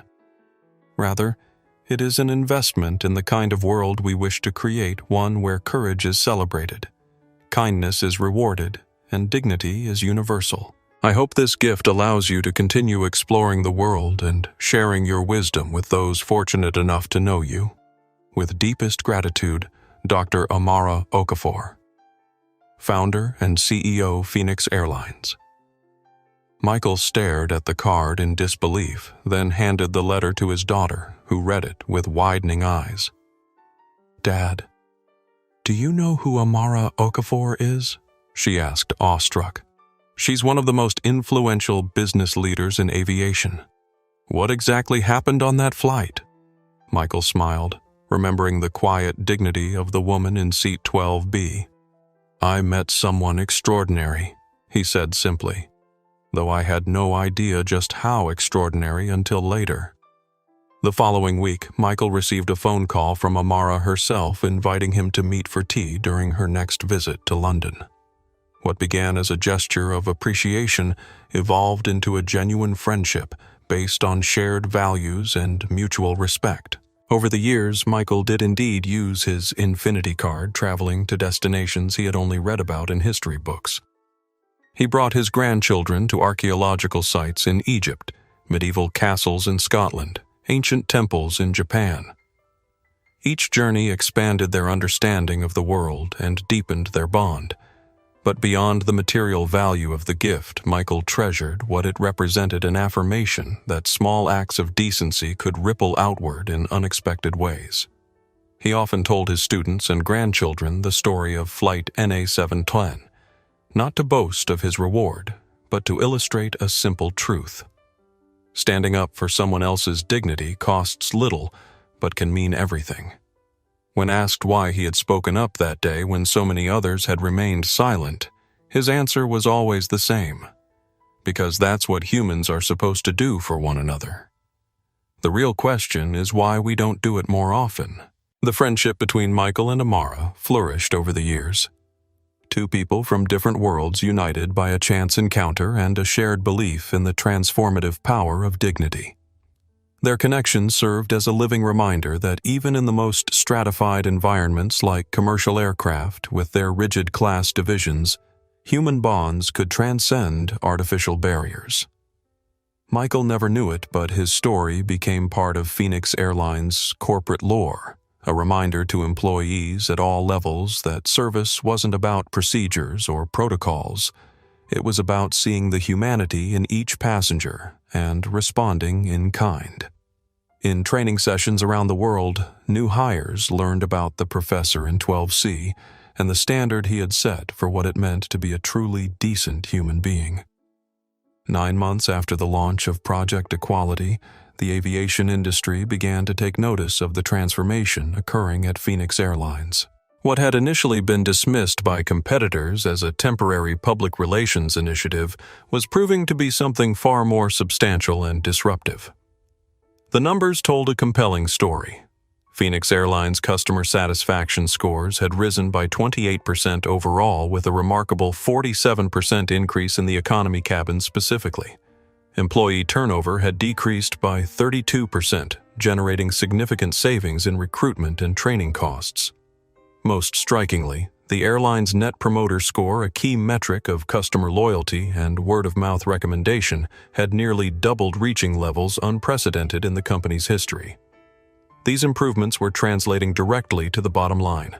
Load factors were up, particularly on routes that had previously struggled to attract repeat business.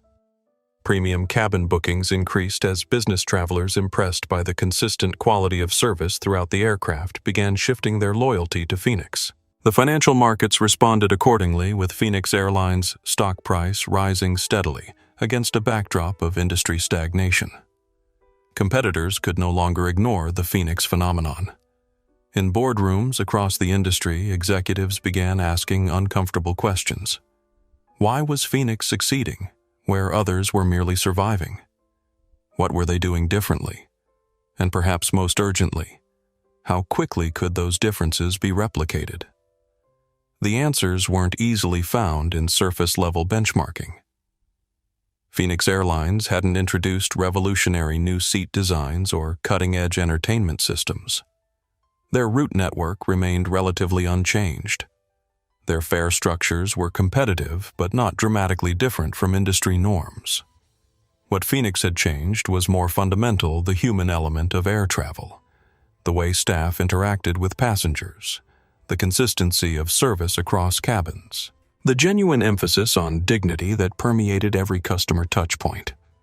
They've rediscovered that aviation is a service industry, not just a transportation business, observed one industry analyst in a widely circulated report.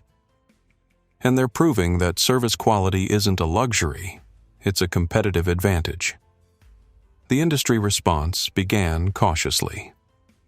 A major international carrier announced a service refresh program focusing on economy cabin experience. Another introduced anonymous executive travel, similar to Phoenix's secret passenger initiative. A third revised its crew training to emphasize emotional intelligence and cultural sensitivity. These piecemeal adaptations produced modest improvements but failed to match Phoenix's results. The missing element, as Amara had anticipated, was the comprehensive nature of the transformation. It wasn't enough to change training without also reforming accountability structures. It wasn't sufficient to improve service standards without addressing the cultural biases that undermined them. The entire ecosystem needed realignment, not just isolated components. Nevertheless, the competitive pressure continued to build. Passengers who experienced Phoenix's egalitarian approach began to question the disparate treatment they encountered on other airlines. Business travelers who had once accepted cabin hierarchies as inevitable now recognized them as arbitrary and often discriminatory. The conversation about service quality was expanding beyond the premium cabins to encompass the entire aircraft, precisely as Amara had intended. 18 months after Flight NA7110, Phoenix Airlines was invited to present at the Global Aviation Summit, the industry's premier gathering of executives, regulators, and thought leaders. Amara's keynote address, titled "Equality as Strategy." The business case for dignity drew the conference's largest audience. "We did not embark on this transformation because it was trendy, or because it would boost our stock price," she told the assembled industry leaders. "We did it because it was right. Because every human being who entrusts their safety to our aircraft deserves to be treated with the same fundamental respect, regardless of the price of their ticket or the color of their skin." She paused, surveying the room. "But here's what we discovered along the way. Doing the right thing is also doing the smart thing. Equality isn't just morally correct, it's strategically advantageous." The data she presented was irrefutable. Phoenix Airlines' transformation had produced results that traditional efficiency-focused strategies had failed to achieve. Customer acquisition costs had decreased. Loyalty had increased. Staff productivity had improved. The financial case was as compelling as the moral one. The airline industry has long operated on the assumption that hierarchical service is necessary and profitable, Amara concluded. We've demonstrated that the opposite is true. When you remove artificial barriers to dignity, when you create a culture where every passenger matters equally, you don't just improve individual experiences, you transform the economics of your entire operation. The response was electric. Aviation media dubbed it the Okafor Doctrine, the proposition that equality and profitability were not competing values, but complementary ones. Airlines around the world began more serious efforts to replicate Phoenix's approach, some more successfully than others. Regulatory bodies took notice as well. The European Aviation Safety Agency initiated a study on the relationship between cabin service culture and operational safety, inspired partly by Phoenix's integration of flight and cabin crew training. The U.S. Department of Transportation began reviewing standards for passenger rights across service classes. For Phoenix Airlines, the industry recognition was gratifying but secondary. The true measure of success wasn't awards or imitation, it was the daily reality experienced by passengers and staff. The transformation that had begun with one disastrous flight had evolved into a movement that was reshaping expectations across the entire industry. As one flight attendant remarked during a crew briefing, "We're not just changing how we serve passengers. We're changing what it means to fly." 9 months after the events of Flight NA710, Amara Okafor was once again on a Phoenix Airlines flight, this time from London to Tokyo. She sat in a spacious first-class suite, reviewing quarterly reports and making notes on a tablet. The transformation of the airline was well underway, but there was still much to be done, metrics to be analyzed, progress to be evaluated. A young flight attendant approached her suite. "Dr. Okafor, I'm so sorry to interrupt." "Not at all," Amara replied, looking up with a smile. "I just wanted to say thank you," the young woman continued, her voice earnest. "I started with Phoenix a year ago, and in the beginning it was challenging. There was a strange culture, especially on the transatlantic routes. Senior crew members who seemed to have their own rules, different standards for different passengers." She glanced around to ensure no one was listening, then continued in a lower voice. "We all heard stories about what happened on one of the New York flights. It was like a reset button was hit for the whole company. Now we actually feel proud to be here. You made us remember that our job isn't just about serving drinks or checking seatbelts. It's about taking care of people, all people equally." Amara's smile widened. "Thank you for sharing that. It means a great deal to hear it directly from the front lines." As the flight attendant moved on to other passengers, Amara set aside her tablet and gazed out the window at the vast expanse of sky and cloud. 9 months ago, she had boarded a flight to evaluate a problem. Today, she was witnessing the solution taking shape. She looked past her first-class suite down the aisle of the quiet, calm cabin. She observed a flight attendant kneeling to speak with an elderly passenger, listening with patient attentiveness to his request. She noticed a purser sharing a light-hearted joke with a young family, putting them at ease. She saw professionalism infused with warmth, service delivered with genuine respect rather than performative courtesy. The transformation wasn't perfect yet. There were still inconsistencies, areas for improvement, old habits to be overcome.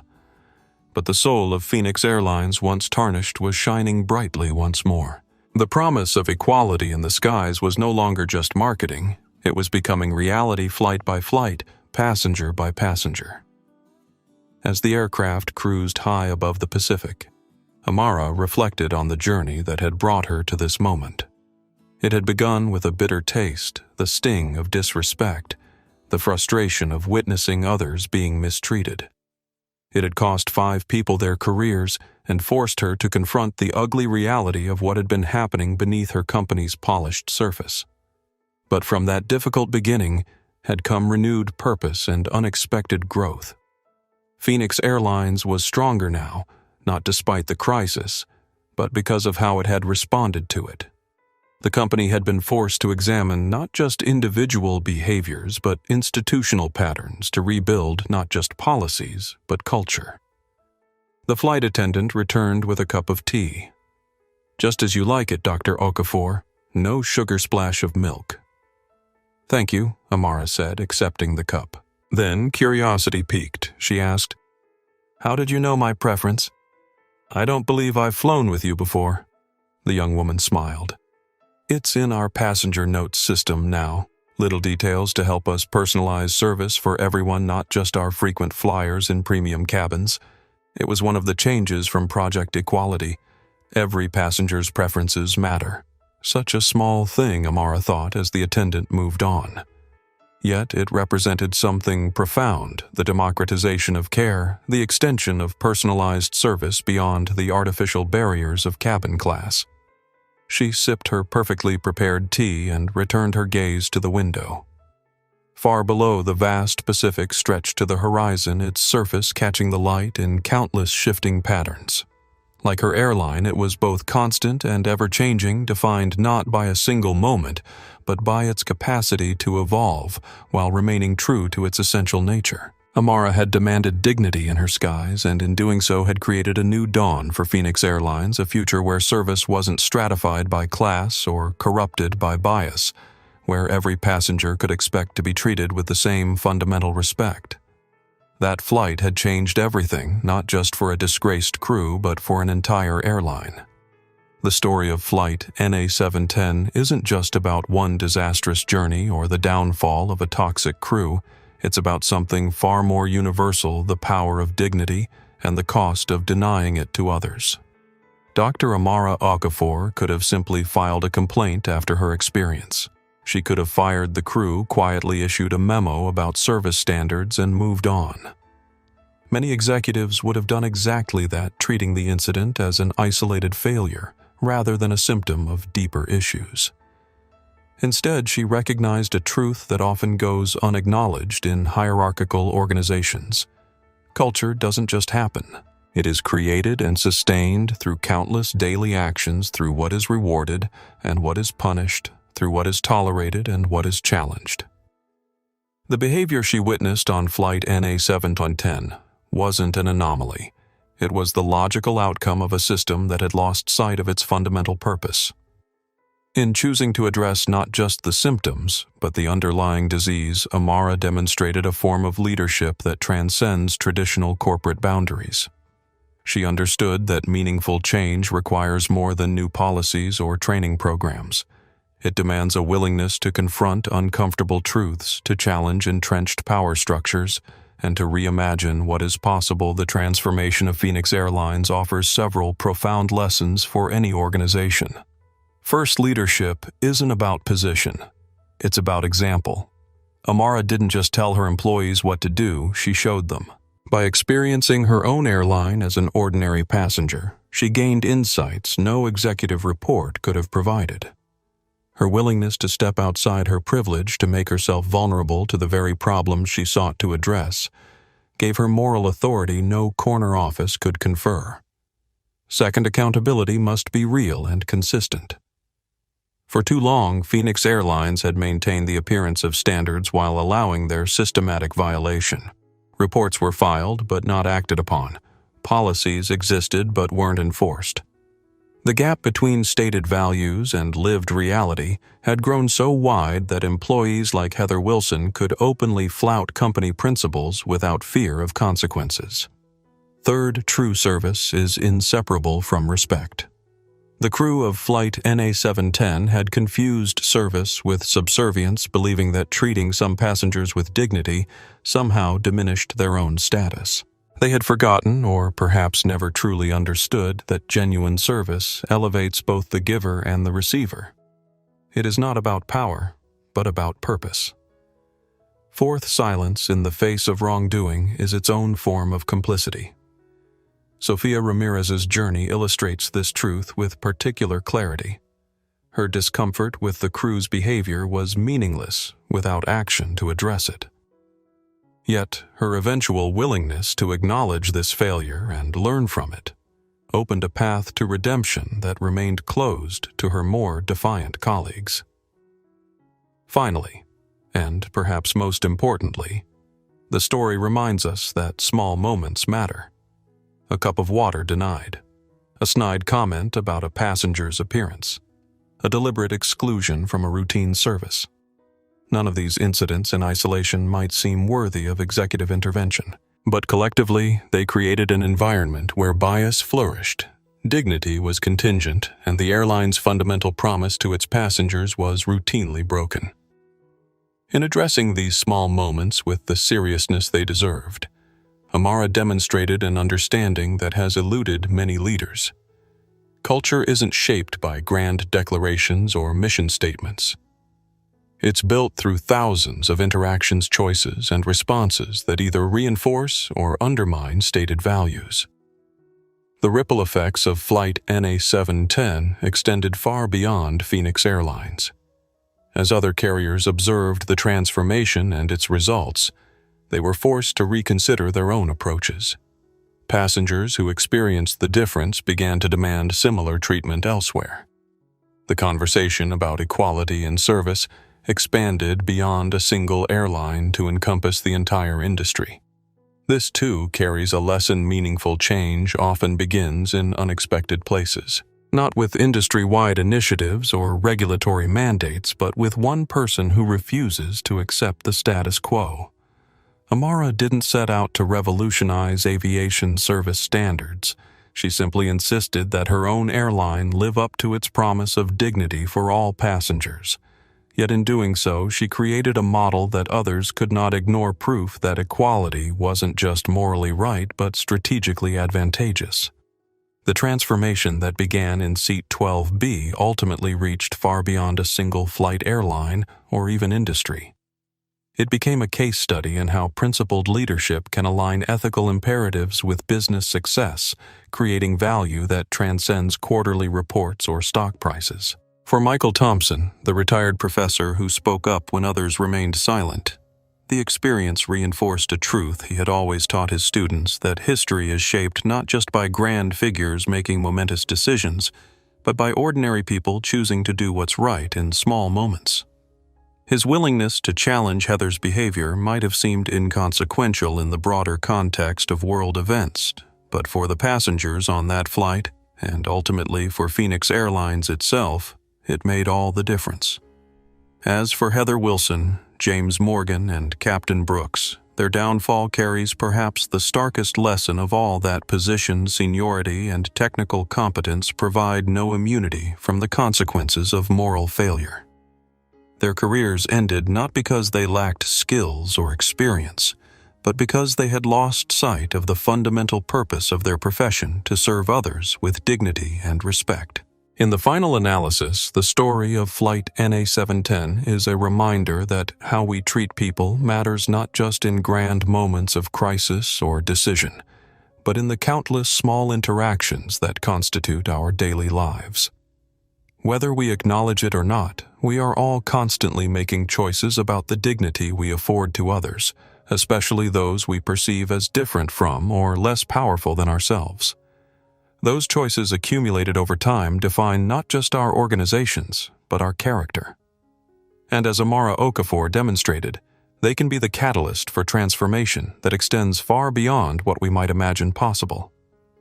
Have you ever been treated as if you were invisible? Experienced the sting of being dismissed based on your appearance, your accent, or the seat you occupied?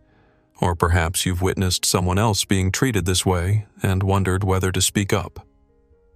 The story of Flight NA710 isn't just about one airline's transformation. It's about a choice we all face every day, the choice to either reinforce or challenge the hierarchies that divide us. Think about the last time you encountered someone in a service role. Did you see them as a person or merely as a function? Did you acknowledge their humanity or treat them as an extension of the service they provide? These seemingly small interactions shape our shared world in profound ways.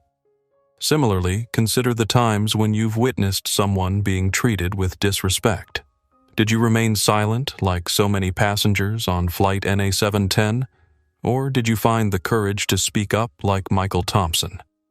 It's easy to dismiss these moments as insignificant in the grand scheme of things. A rude comment here, a dismissive gesture there. What real difference does it make? But as Amara Okafor discovered, these small moments accumulate into cultures, systems, and societies that either honor or deny human dignity. The truth is, we all have more power than we realize to shape these outcomes. Whether we're executives making policy decisions, employees implementing those policies, or customers experiencing their effects, our choices matter. Our silence or our voice, our compliance or our challenge, our indifference or our empathy, each contributes to the world we create together. So the next time you witness someone being treated as less than, consider what your response says about the kind of world you want to live in. Will you look away because it's easier? Or will you find the courage to stand for dignity, even when, especially when it comes with a personal cost? Remember, the most powerful examples often come not from grand gestures, but from ordinary people making principled choices in everyday moments. Michael Thompson didn't deliver an impassioned speech or stage a protest. He simply spoke up quietly but firmly when he saw someone being mistreated. That small act of courage created space for others to recognize and challenge the injustice unfolding before them. You have that same power. Every time you choose respect over convenience, empathy over indifference, dignity over hierarchy, you help create a culture where equality isn't just an aspiration, but a lived reality. It may not transform an entire industry overnight, but it will change something just as important: the immediate experience of the people whose paths cross yours. In the end, perhaps that's the most important lesson of all, that transforming our world doesn't require special authority or exceptional circumstances. It simply requires the willingness to see the humanity in every person we encounter, and the courage to honor that humanity through our words and actions. What kind of difference will you make today? True power isn't about position, title, or authority. It isn't announced with a loud voice or enforced through intimidation. True power lies in dignity, both in recognizing your own worth and in honoring the inherent value of every person you encounter. Heather Wilson thought she held power on Flight NA710. She had seniority, a uniform, and 2 decades of experience. She wielded these like weapons, using them to elevate some passengers while diminishing others. But her power was an illusion, brittle, dependent on external validation, and ultimately self-defeating. Amara Okafor demonstrated a different kind of power. Not the power to humiliate or control, but the power to transform. She didn't need to raise her voice or make threats. Her dignity remained intact even when others tried to strip it away. She understood that respect isn't something to be rationed or reserved for the privileged few. It's a renewable resource that grows stronger with use. The contrast between these two approaches to power couldn't be more stark. One led to professional disgrace and personal bitterness. The other created a revolution that extended far beyond a single flight or airline. This isn't just a lesson for corporate executives or service professionals. It's a truth that applies to every human interaction, from family dynamics to community relationships to global politics. When we base our sense of worth on diminishing others, we create systems that are inherently unstable and ultimately unsatisfying, even for those who seem to benefit from them. But when we recognize that dignity is universal, not a zero-sum game where some must lose so others can win, we open possibilities for transformation that benefit everyone. The story of Flight NA710 reminds us that justice doesn't always arrive with dramatic pronouncements or public confrontations. Sometimes it walks quietly down an airplane aisle, observing carefully, documenting meticulously, and responding strategically. It doesn't seek revenge or humiliation, but accountability and change. Karma, like gravity, eventually brings everyone back to Earth, not through mystical forces, but through the natural consequences of how we treat others. Heather Wilson didn't lose her career, because Amara Okafor was powerful. She lost it because her own actions were fundamentally unsustainable. A system built on disrespect and hierarchy will inevitably collapse under the weight of its own contradictions. The legacy of Flight NA710 isn't just about an airline that changed its practices or passengers who received better service. It's about the recognition that dignity isn't a luxury to be earned through status or purchased with a premium ticket. It's the birthright of every human being, regardless of appearance, background, or circumstance. That recognition, once it takes root, changes everything, not through dramatic upheaval, but through the quiet revolution of treating each person we encounter with the respect they inherently deserve. It transforms not just organizations but individuals, not just policies but hearts. So the next time you find yourself in a position to either extend or withhold dignity from another person, whether you're a CEO or a cashier, a flight attendant, or a passenger, remember this. The choice you make in that moment defines not just their experience, but your own character. Choose wisely, for in that choice lies the power to either diminish or elevate our shared humanity. True power, like true dignity, doesn't announce itself with fanfare. It simply acts with quiet assurance, knowing that justice, while sometimes delayed, is never ultimately denied. And that even the smallest stand for human dignity can spark changes that extend far beyond what we might imagine possible. What did you think of Heather's downfall? Was the firing of the entire crew justified, or was it too severe a consequence for a single flight's failings? Let us know your thoughts in the comments below. Have you ever been in a situation similar to Amara's where you experienced disrespect based on assumptions about who you were? Or perhaps you've been in Sophia's position, witnessing wrongdoing but feeling powerless to stop it. Your stories matter, and sharing them helps others recognize that they're not alone in these experiences. Maybe you've been the Michael Thompson in someone else's story, the person who spoke up when others remained silent.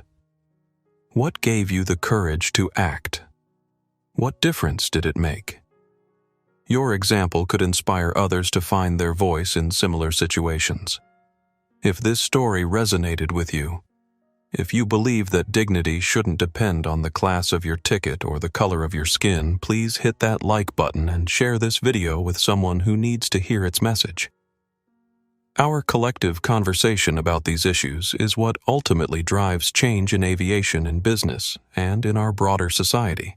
And if you want to see more stories of accountability transformation and unexpected twists, be sure to subscribe to the channel. We're committed to bringing you content that not only entertains but challenges us all to reflect on the kind of world we want to create together. Remember, every interaction is an opportunity to either reinforce or challenge the barriers that divide us. The choice is yours. What kind of difference will you make today? Thank you for listening to the story of Flight NA710, where one woman's quiet dignity changed not just an airline, but an entire industry. Until next time, may your own journeys be filled with respect, kindness, and the recognition of our shared humanity.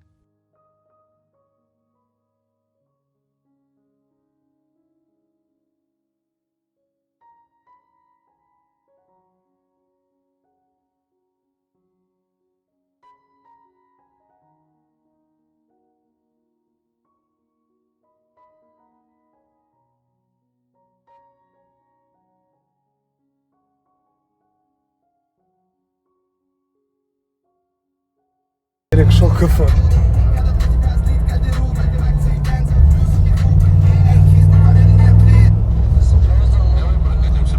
Он ФК-10 играет. Может, он реально тоже на игру летел? А, он не успел бы. Этот как эдиты хуярит. Бля. Ему надо начать платить за тиктоки, чтобы он сутками смотрел на них, понял? Пацаны, заебайте, а надо, чтобы он вам за тиктоки платил. Зарабатывать начните. Скажи, пора подтягивать своих.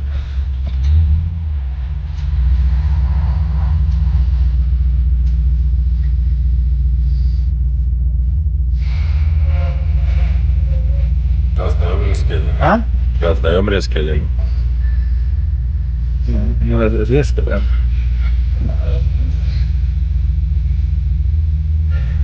А что сказал?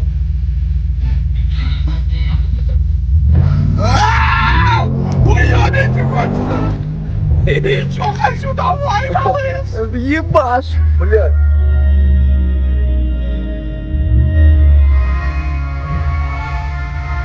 Кто на улице, мужик, тот мужчина.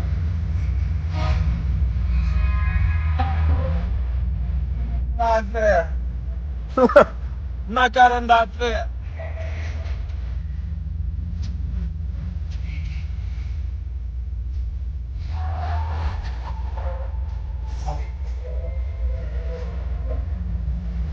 Ты в курсе, даже в гелик не влезает? Смотри, где его нога просто. Четко лежит. Тебе даже гелик, мне надо раптор купить, понял? Трактор? Раптор. Рам 1500 RX какой. Бля, я бы покатался на нем, интересно.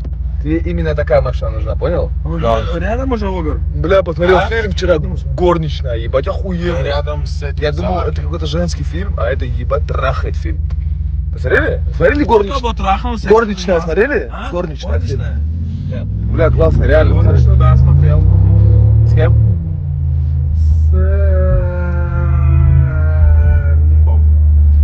С тобой мы ходили Да долго. нет, там не такое, там, ну да, там есть секс, там да, обнаженка имеется такая. Мы с Анаром пошли, блядь, вдвоем уснули, нахуй, как долбоебы. Прохрапели весь фильм, ушли. Реально? Да. Что это? С кем мы ходили? В авиапарк мы с тобой ходили. Вдвоем? Не, реально, хороший Никогда фильм. в жизни с тобой в твоем кино не ходил. Ну не ожидать, я в этом фильме такое, понял? Типа такая хуйня. Я думал, какой-то женский шляпа. Бля, Человек-паук уходит, я походу... Да ну нахуй. А Человек-комар не уходит? Человек-Анвар, А, блядь. вы вчера Человек-комар смотрели. Ты Человек-Анвар, блядь. Я Анвар. Приходи в гости, посмотрим. Алло, Анвар, Там вы дома? человек-личинка, человек-акула, человек-комар. Человек-комар, это где пацан жил с дедушкой, бабушкой, превратился в комара, это? Я не Я знаю. в такую хуйню смотрел один раз. У нас просто долбоеб этот заказал фифу 26-ю. Я диск Я вставляю, видел, там ты- человек-комар, блядь. Короче, ты хотел рассказать, забыл, блядь, интересно. А, Человек-паук, ебать, выходит. Я, походу, понял, в чем фишка будет. Есть, короче, какой-то Человек-паук, я сейчас вспомню, как он, который четырехрукий. Или шестирукий, короче. Шестипалый, это же я был. И еще они, походу, сделали его, как этот был, в первом Человеке-пауке, в первой вселенной, то, что он стреляет. И когда у него, понял, девушки нет, он слабеет, понял? Не шаришь? Типа от любви, да? Да. Шаришь? Вот ты без любви слабеешь? Не, она слабеет. Чего, долбоёб? Слушай, я не знаю, что такое любовь, хуйло. Я, бля, слаще морковки ничего не ел. Ебать, дует, блядь. А дай мне второй телефон. А как? Я ебать как Надо сразу. запускать, брат. Да, мутировать, походу, он будет, реально, мне тоже так кажется. Или подожди, или сколько еще до Арбата ехать? Минут 15 здесь. Через 5 минут, Равшан, нормально? Анар, черт пишет. Да, нормально. А почему я черт? Ты со скольки стримишь? Я? Да. Я где-то мне 26 было, когда я запустил первый раз. Чего? В 26. 26? Да, мне 26 было, когда первый стрим запустил. Долбоёб. Сегодня со скольки часов? 5:12, 5:15. С 26 ты стримишь? Да. Сейчас тебе 31? 32. 6-7 лет? 6 лет ровно. Ебать. Подожди, 6 лет стримили, да? Да, 6 лет. 6 лет тип стримит. Батя поздно начал, прикинь. А мог стать посмешищем? Посмешищем. Ну или как там говорит? Хуй его знает. Марать! Ебать красиво. Бля, Москва. Спасибо большое, спасибо большое. Блин, так красиво в Москве, клянусь. Буду юн, пока есть мама. Здравствуйте! Я колдун на туалете. Пока есть мама. Что, блядь? Буду Пока юн, есть. пока есть мама. Они знают меня, мало нахуй. Кто? А вам сколько лет? А, я спать. Я думал, я Фурчик узнал. Вот Сэма бы узнал, Фурчик.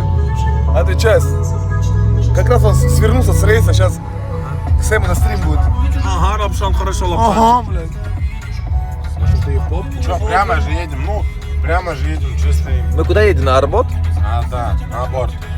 Осуждаю, блядь, осуждаю. Осуждаю. Дети должны жить. Согласен.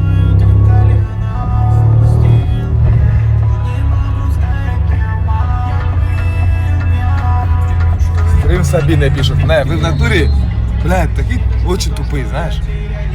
Прям очень. Ну какой стрим Сабина? Вы что, ебанутые? Она замуж ушла, да? Ну, Да не варик, братан. конечно. Конечно. Бля, одну шаурму мы не делаем вот Бля, так. на Арбате даже? братья. Мяу! И макос. Мяу! О! Оранжевый вот этот, коричневый. Да, Квадратный. да. Блядь, трах. 2 в 1 стакан. Да. Очко слип. Не, один. 2 дохуя. Бля, Лавшан, ты такой, конечно, мальчик хороший. Анвар. Бля, у тебя очень тебе Анвар был. Клянусь. Ебать номера, только сейчас увидел на Роллсе. Будь здоров. А что не видно номера? О, хороший, да? Очень классный. Молодец. А, Вась, я понял, что за номера. Ебать, не видно, когда свет, вспышка. Серьезно? Да, Клянись. осуждаю. Алло, здрасте. Сэбу на стриме едет. Фура за нами едет, бля. Не, это не Тамаев. Бля, фура на стрим за нами едет.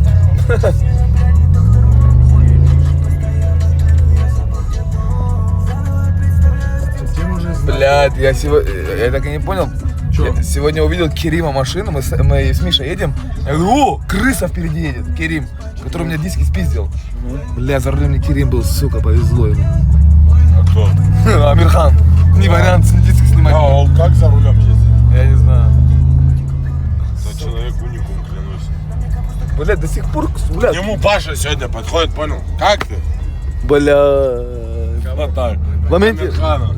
в моменте, Говорит, я поправил. бля, вы вообще понимаете, Керим еще 3 недели назад должен был мне диски дать, просто съебался в Москву и катается на них. Я знаю, где стоит Бля, машина. брат, Операция я на него- Операция Кириса. я отвечаю, я на него очень сильно злой, он даже не задумывается о том, чтобы отправить. Дай меня. второй телефон. А, Сука, мне как бесит это. Бигбой поднялся, но я Слышь, тоже у Равшана был. операция Кириса. Клянусь, давай на пинки поставим. Бля, На просто парковке. жалко его. Ба, Равшан, скоро еще на заброшку пойдем. Когда скоро, Да бля? ебать, завтра, послезавтра. А, послезавтра. Завтра. Завтра. Завтра заброшка? А хули нет? Let's go, блядь, Яш. К тебе, у тебя что ходило? Давай, блядь, Яш. Я таких не знаю, кто предпочитает бэхи сикер. Как сделать деньги у меня дома, типа я спикер. Это твоя дура, бро, я склеил ее как стикер. МДС Лайфхол, собрал его как нехуй. 8500, жаль, это не видит янг трэпа. Собрал арбатхол, жаль, не увидит Паша Терек. Ты настолько слабый, об тебя обидит даже девка. Хоу, ты еще малая, у тебя не было пробега, как у моего Кая. Я няня. Да, это фу-ангел, но не типа Кая. Бро, если нас Я видишь, няня? ты Кая, время утекает. Беги. О, Джон Гарри. Бриллиантовая рука. У меня как небо. Знал, детка, да, трухат. Детка гнется. А я снялся у него в снипете под этот трек. Знал ты? Скибиди. Скибиди? Вот, поэтому. У Яникса. Няня. Хоть у Яникса моя вообще любимка почти. Мой тоже. Я у него 4 раза на концерте был, он даже об этом не знает. Он тебя знает, как думаешь? Да, я у Бустера на стриме с ним разговаривал. Но я от него раньше пиздец, и что я, блядь, Почему, блядь? кайфовал, жесть.